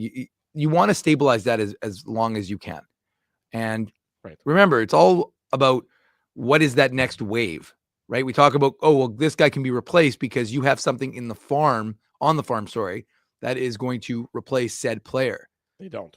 Well, they don't really, and so, like, not on the left side at least. And so to me, like, that's why you're ensuring that, you know, a guy who is comfortable, likes the play, likes the city, likes the locker room. And again, you're not doing it because he's well liked. You're doing it because he's an effective player in that position. And we talked about for years in terms of, like, you know, what kind of numbers he could put up. Again, like I said, I don't think you're ever going to get a big goal scorer as he in that regard, but I just, like I said, I tend to look back and you look at what Brendan Dillon's numbers were for years, you know, for like 3 goals, 2 goals. Last year with the Jets, he had a career year. He had 8 goals, but Brendan Dillon wasn't a big scorer, right? He had 2 goals, 21 assists 2 years ago with the Winnipeg Jets. But I'm just saying that from that, Brendan Dillon's capped out at 23 points. That was his career year was in 22-23 where he had 23 points for the Jets. So that's my point, is that you're for a second pairing guy. Josh Morrissey is going to be providing you with the offense on your left side. Yes. On your left side, and so I just think that Dylan Samberg is your shutdown guy, and a huge asset for this Jets team. So, like I said, I'd give him 8 years. Well, if I had the checkbook, I like I said, I think you're signing him to. I would say at least my feeling is it's at least a 6-year deal. Yeah, it feels like Dave M is doing Prices Right and just one-upping Drew by 1 year, giving him that 1 year to hopefully he wins this debate here. I'm going to be going back to this conversation in the year, and I'll be like, see, 6 years. 6 years, 6 by 5. Well, if you're talking about Brendan Dillon, if you're using Brendan Dillon, and I mean, we know the reasons why you talk about Brendan Dillon and Dylan Samberg sort of in the same breath. I mean, Brendan Dillon's his biggest contract was 4 years, $15.6 million. That's just under $3.9 million a year. Sorry, that was his highest AAV before he signed with New Jersey at $4 million this year. I mean, this is a guy who signed 5 years, $16 million, 4 years, $15.6 million. Now, assume that everything's a little bit more expensive. Yeah, the cap's going up, of course. Because the cap is going up. But you're really talking about a guy who's, maybe he's a $4.25 million a year player. I'm fine with that. Yeah, I think I'm fine with that too. And I think that you probably look at that. I don't think that the Jets would go 8 years full on with it. I don't know that Samberg wants to go 8 years as well, but I think 5, look, if you can say that your left side of your defense from now until the start of the 2030 decade, give or take, is going to be Morrissey and Drew just Samberg. bring up 2030 decade? Well, it's 5 years from now. We're talking about contracts for a guy who's the Roaring 30s, as he experienced them in the 1930s, That's and right. so Nobody thought I'd make it to 100 years to the 2030. When Drew's celebrating his 100th birthday in 2030, is that called a centenarian, Drew? Somebody who's 100 years old would be called a centenarian. Yes, that is correct. In any event, though, but I mean, I think the Jets would be fine if their left side of their defense for the next 5 years was, Morrissey and Samberg. I don't think there's any question. You just you mark it in, and you're comfortable with that. The right side is obviously where you're in flux. You would expect that Sal Monson is going to come and hopefully sort of take over from the Dylan DeMello role. I mean, DeMello's under contract until 2028 as well, as we just talked about. So, that's maybe a little bit more in flux, but you really don't have any other options on the back end to speak of. The Jets are bereft in beyond Sal Monson of what you would hope to be relatively consistent options on your back end. Sam Stockton is backstage. He covers the Detroit Red Wings for the hockey news. That's our cue to take our final commercial break. When we come back, we'll do that. We'll talk about the Jets' opponent tonight, the Red Wings. Much more to come. Saturday morning, the Illegal Curve Hockey Show presented by Play Now. It continues. Don't go anywhere. We want to thank you for not betting with Play Now and choosing our illegal gambling sites instead. Because we couldn't afford things like this without your money. So much of your money. Now, you might have questions like, Do our profits benefit your community? No. Or bet with Play Now, Manitoba's local legal and secure gambling site. Dining, entertainment, parking, and convenience, all in one spot. City Place is located in the heart of downtown Winnipeg, attached to the Canada Life Center. Whether you're working, living, or out for a night in the downtown, make City Place your go-to destination before or after the fun finds you. Lunchtime, game time, anytime, visit City Place at 333 St. Mary Avenue, next to Canada Life Center. Holt Dental, the new official dentist of Illegal Curve, has a philosophy rooted in two unyielding principles: genuinely caring about patients and providing outstanding service. Being a patient of Holt Dental means more than just checkups and treatments. It's taking the time to listen and talk to each patient so they can achieve the best long-term health, functionality, and aesthetics for their teeth, mouth, and gums. Conveniently located at Grant Park Festival on Taylor Avenue, Holt Dental is dentistry of the highest quality in a comfortable and relaxed environment. For more information, visit holtdental.ca. Oh, and there's plenty of free parking at the front door, too. Celebrating its 40th year as Winnipeg's home for stand-up comedy, Rumors Restaurant and Comedy Club has recently been named Canada's top comedy club and a top 5 comedy club in North America. From birthday parties to date nights to fundraisers and everything in between, Rumors is your destination for the best and most affordable live entertainment Winnipeg has to offer.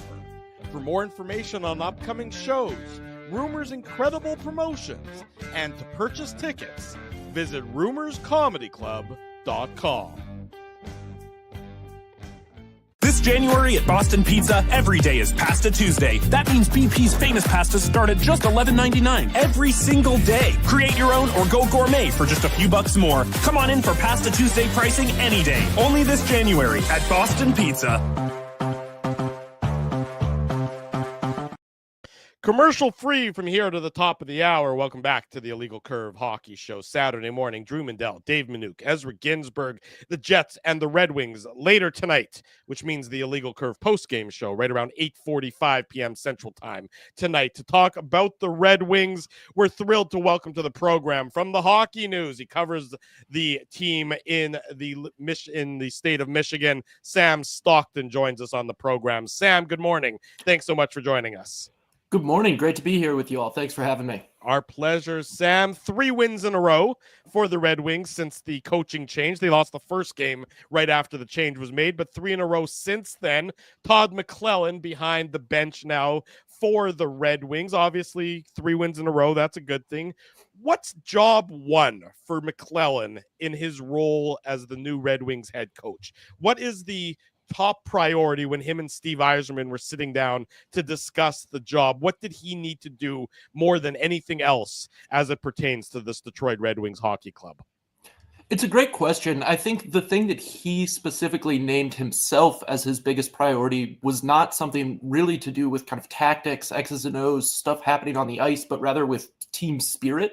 He's used that word a bunch since getting to Detroit, and he talked about obviously a team that's in a position where it needs to make a coaching change is one that's going to be dispirited. And that's something that you could see in the Red Wings play, the way they were sort of languishing. You could hear it in going to the locker room, hearing them talk about games. He named it specifically in relation to Dylan Larkin, who's had to shoulder so much during his time as Red Wings captain in what's been, one of the more difficult eras for the franchise in its history. And I think something that you've seen from McLellan almost right away, and you're right that they lost that first game and trailed 5-0 after 2 periods in his debut, which obviously is not the start that he would have wanted. But he was very sober in his assessment of that game, talking about, okay, this gives us a roadmap. Now there's a path forward. And I think with McLellan, there's been an injection of energy to do with that idea of spirit, and also a sense of his experience giving them a particular path of how they want to improve. So as far as on the ice, they've talked a lot about sorts, tracking back in the defensive zone and cleaning up that aspect of their game. They've cleaned up the penalty kill at least a little bit, which is certainly not perfect at this point, but is a lot better than it was at the end of Derek Lalonde's tenure. And I think those things have led to the positive results that you're seeing in the form of this 3-game win streak. Sam, one of the things that stands out to me about the Red Wings this year is the power play, right? 5th overall.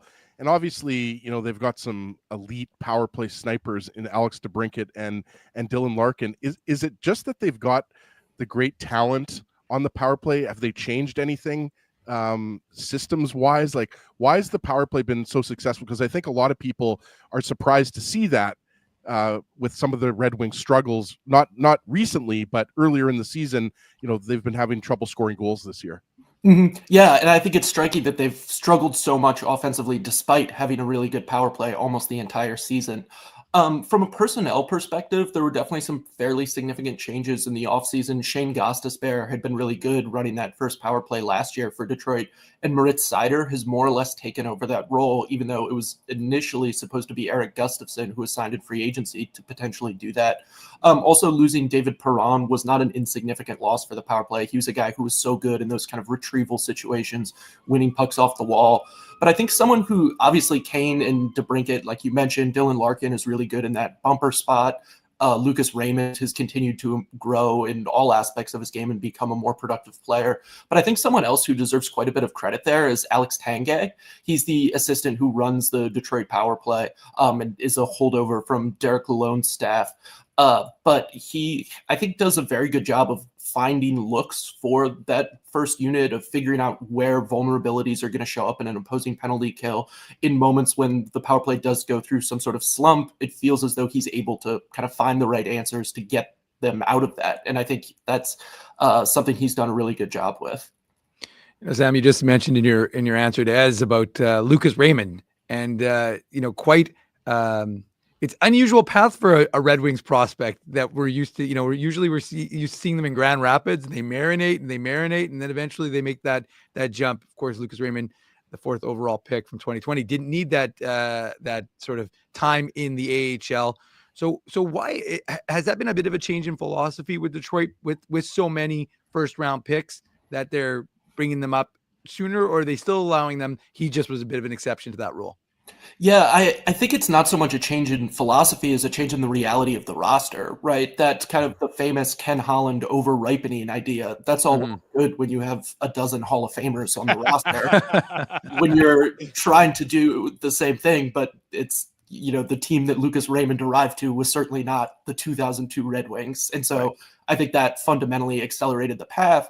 And so that does make things look a little different as you're seeing guys learn and develop on the fly in the NHL, as opposed to seeing those guys do all of that work in Grand Rapids. And it's not that we haven't seen any of that. Simon Edinson is a guy who I think really benefited from his time in Grand Rapids last year and had a really strong close to last season, has been really good this year as well.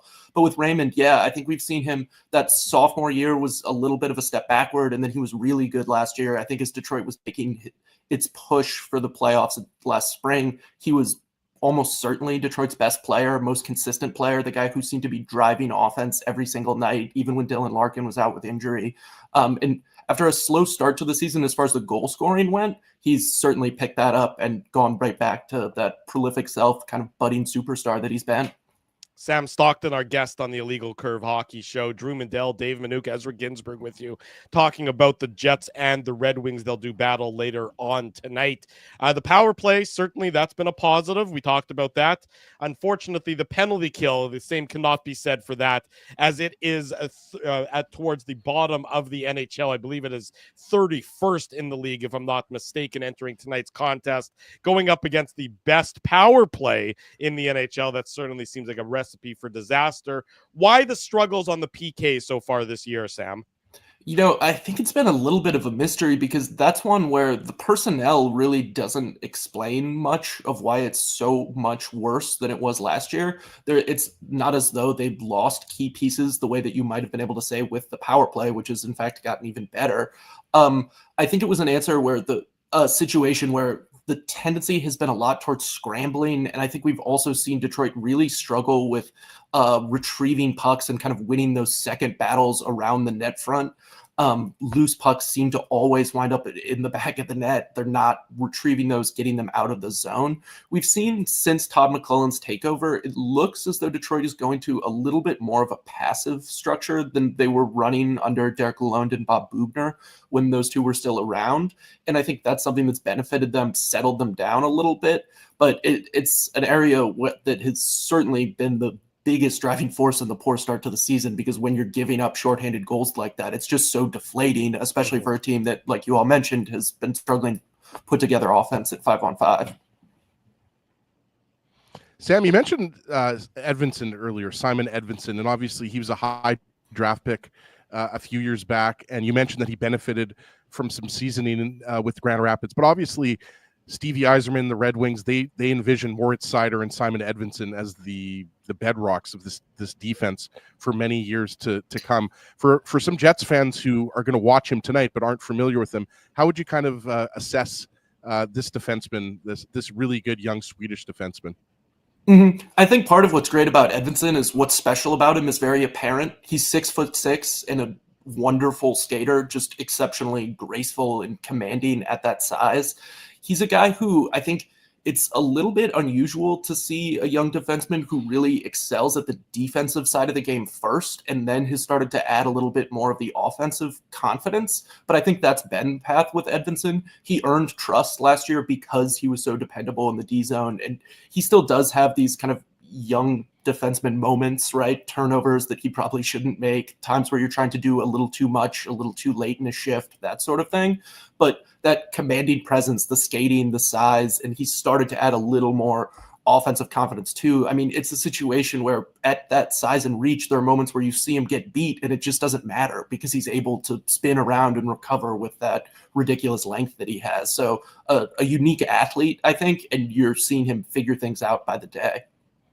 Now, I'm starting to wonder if Steve Yzerman is trying to lure Kyle Connor to Detroit with the acquisition and having the CCM line, the old CCM line in Tyler Mott and JT Compher there. But I'm just not necessarily Red Wings specific, but is the Michigan-born guys in Connor Hellebuck and Kyle Connor, what kind of news, especially with the Four Nations coming up, are those guys making in that market? Is there a lot of talk about just the type of impact those guys who are both having career seasons, which is crazy for Connor Hellebuck to be having an even better season than he's ever had before, but from what they're doing, and again, I know you're a Red Wings reporter, but I'm just curious in terms of the buzz in that market, especially with Four Nations coming up.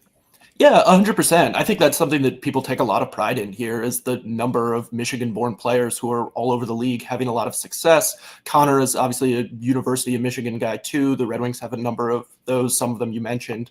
And I think that's something that resonates with people here. I think it's a big deal whenever the Jets are in town. It's something that people want to talk about, Hellebuck and Connor, maybe even a little bit more so with Connor than with Hellebuck.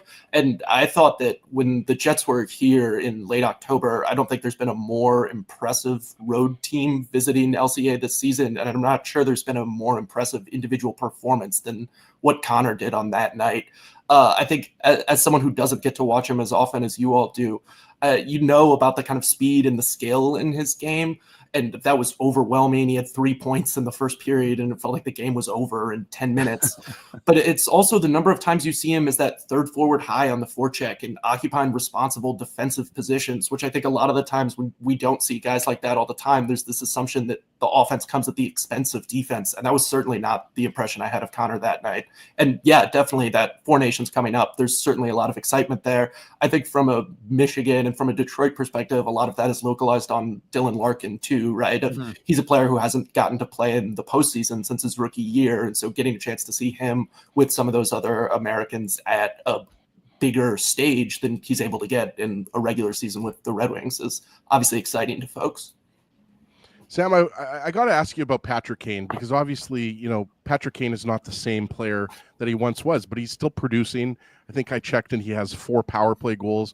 But I wanted to ask you, we've talked about some young players on the wings, Lucas Raymond, Simon Edinson. There's others, obviously, but what's his overarching impact, veteran impact on this team? Because obviously Patrick Kane has the 3 Stanley Cups.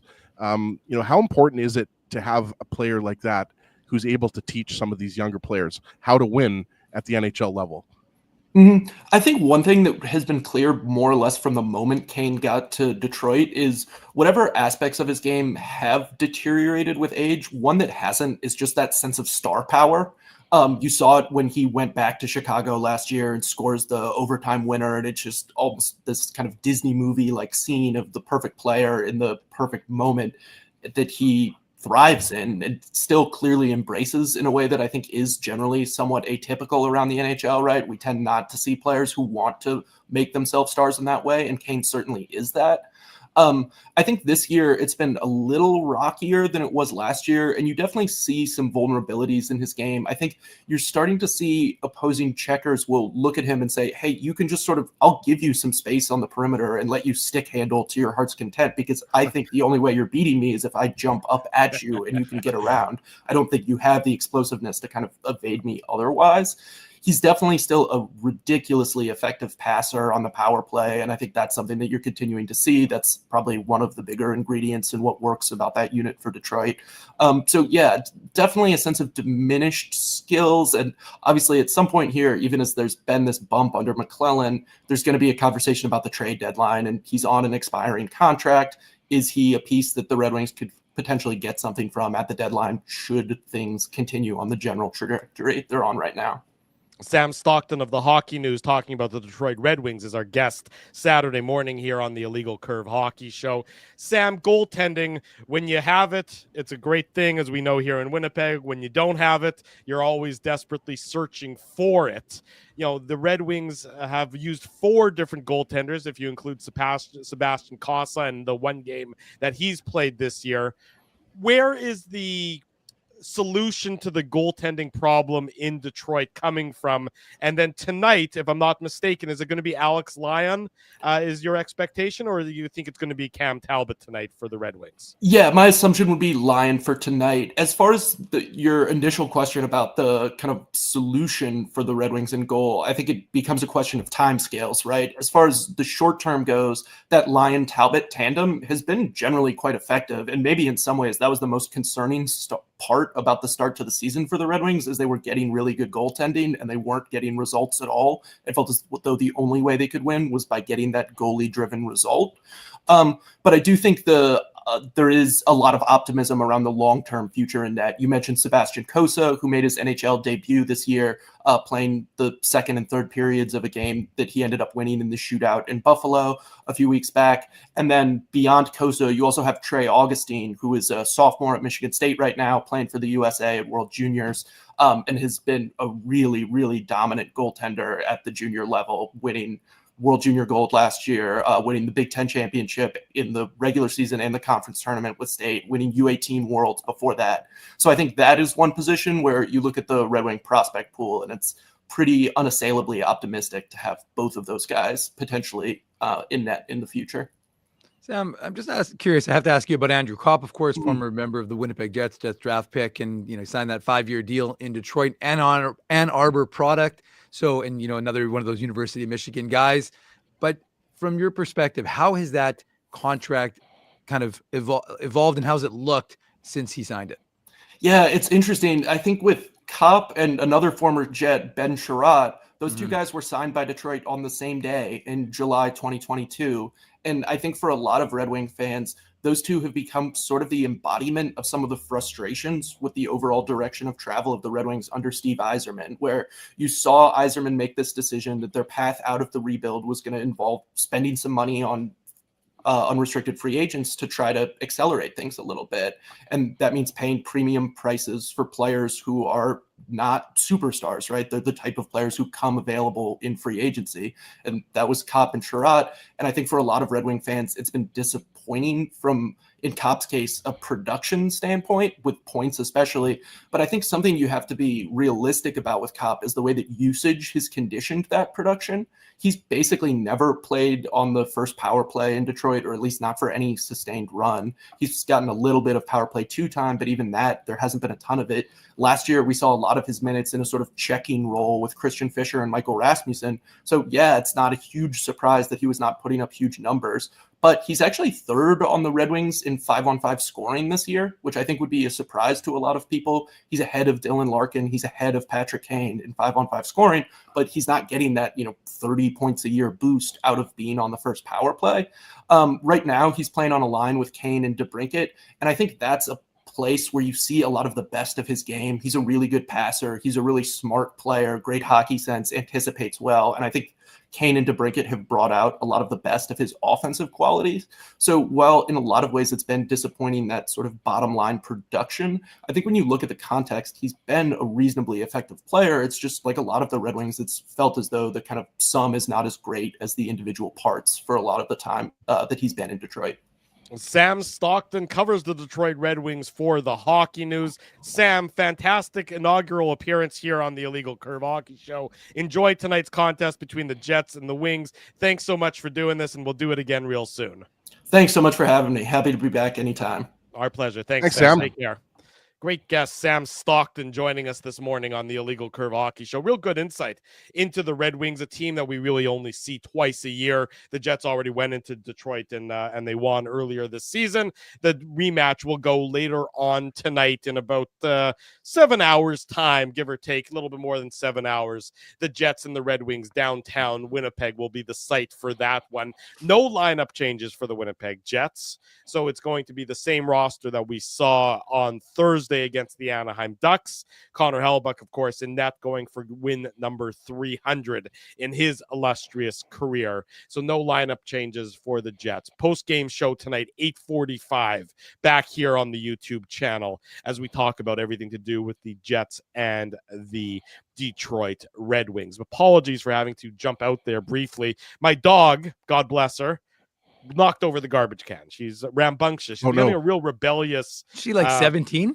She is 16 years old, and she's very good at doing one thing and one thing only, and that is knocking over the garbage can, which is about twice the size of her. She's able to get up on her hind legs and pull down the whole garbage, and was on the verge of causing some chaos. But fortunately, we got into that before she got into it. As long as you're not eating out of the garbage, I think we're good, Drew. No, I'm not Costanza. I know that oftentimes he's my spirit animal, but I've not, in fact, started eating out of the garbage like George Costanza. And I apologize for cutting in and out. Guess what? My battery is low and my cord came unplugged. The same old story that I have. So that's why I was cutting in and out. But I was like, what is going on? Everybody's popping in and out. I'm on the top, then I was on the bottom. I didn't know what was going on, but we had some some Esdemodium and Drumidimodium there.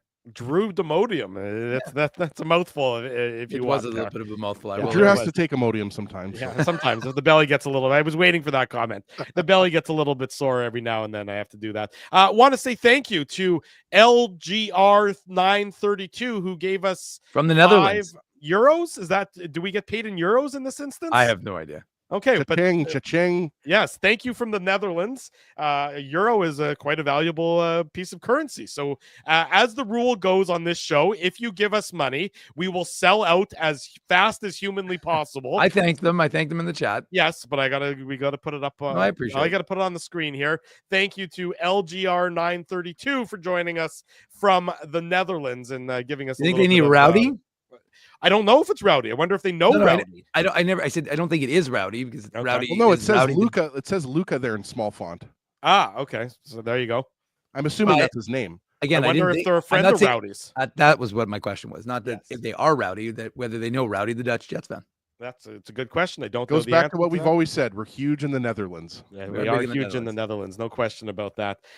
When Jets, you didn't even tie it to my shirt, Drew. Orange is the color of the Netherlands. Is he still convinced your shirt's yellow, has he? Your shirt's not orange. It's yellow. I don't care what you say. Now it's orange to me. If you were standing beside me, this is the brightest orange shirt. No. I'm telling you right now. Doubt that. As I'm telling you right now. Now that you've mentioned it, I totally see it as orange. But I'm just telling you that when I was talking to you earlier and maybe the lighting was slightly different, it looked yellow. I still You're yellow.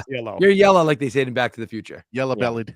There you go. In any event, the yellow jerseys, yellow shirts, red and blue for Dave and myself today. Just as an aside, can we agree that those ducks, those orange helmets? No, I love it. Actually, I was gonna say, really, I thought they were kind of cool. No, I don't like it. Quack quack. Doesn't do anything for me. I think that's one of those things that conceptually looks better than it does actually on the ice. Like when you see a picture of it or when you hear the idea of it, it should work better. But something about it just doesn't fancy my doesn't catch my eye. Really? Look at that. Look at that. Yeah, I know what you're saying. I know how it looked. I watched the game on Thursday as well. Even though Doug thinks I didn't watch the game on Thursday, I did. Ooh, you and Doug. It's okay. I'm just giving you and Doug have beef apparently, Drew. No. Doug likes to criticize, so I'm just throwing back a little bit, but it's all in love. Doug knows that I love him, and I know that Doug loves me just the same as well. Tonight, post-game show, Moose, though, Dave, they went into Calgary yesterday, and they fought back. And put on your antlers. It's time for the Minuk Moose Minute on the Illegal Curve Hockey Show.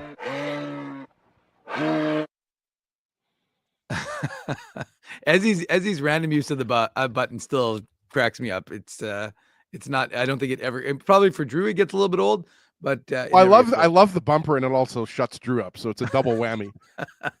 Well, the Moose kicked off 5 games on the road in Calgary yesterday. They'll play another one tomorrow night.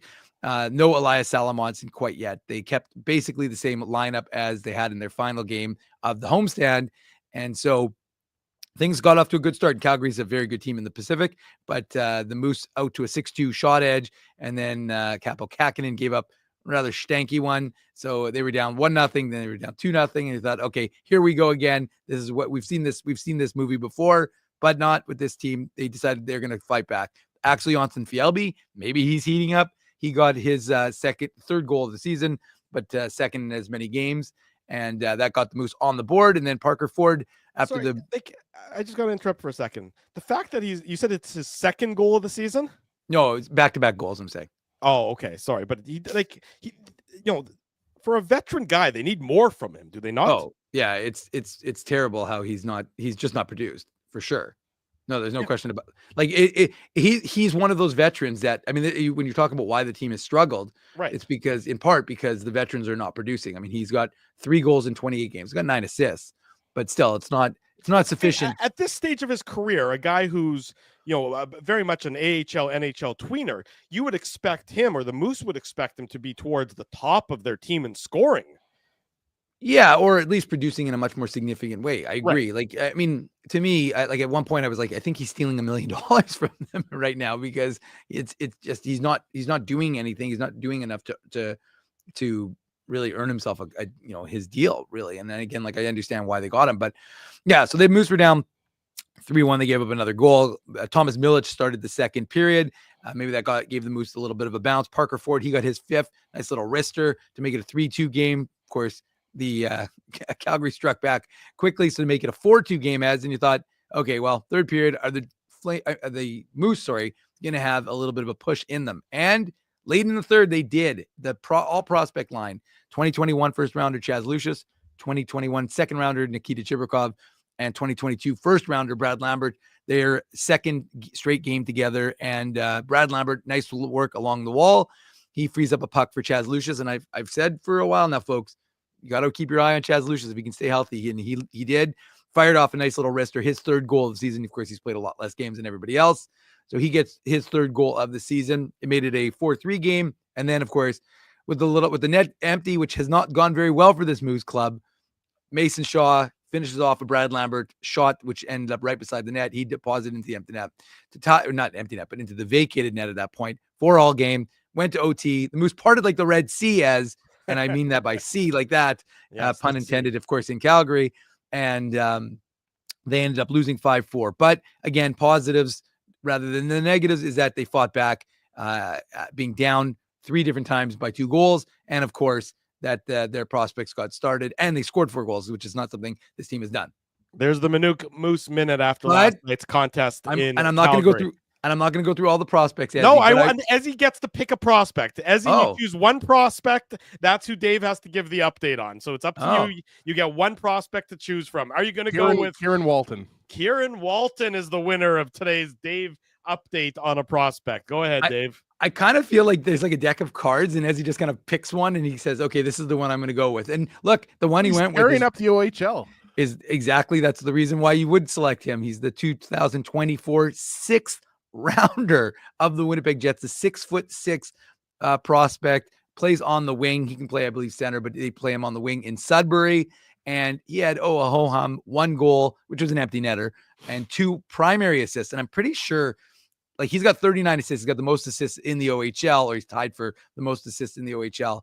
But I'm pretty sure like 10 of his last 11 assists have all been primary guys. Like, he is on an incredible run. So the 3 points he had last night, the 1 goal, 2 assists, that puts him within striking distance of top spot in the OHL. He's just 3 points back. So he is having a fantastic season. His points per game, I think it's like 1.79 right now. And he's got 23 goals, 39 assists, 62 points in 35 games for Sudbury. Just to give you an indication, the next closest player on his team, Ezzy, is 22 points behind him. So Kieron Walton is having a phenomenal season after his draft by the Winnipeg Jets. And look, I'm not going to project him. He's had some fantastic goals. If you didn't see his little end-to-end one, which I jokingly referred to as Mario Lemieux-esque, then you should check that out. But he is a prospect that Jets fans could be, I think, excited about because, and again, I'm not going to pretend to watch Sudbury. I just watch the highlights. But there's, from the people who watched him the last 2 years, because guys, he has more points in like 35 games than he had.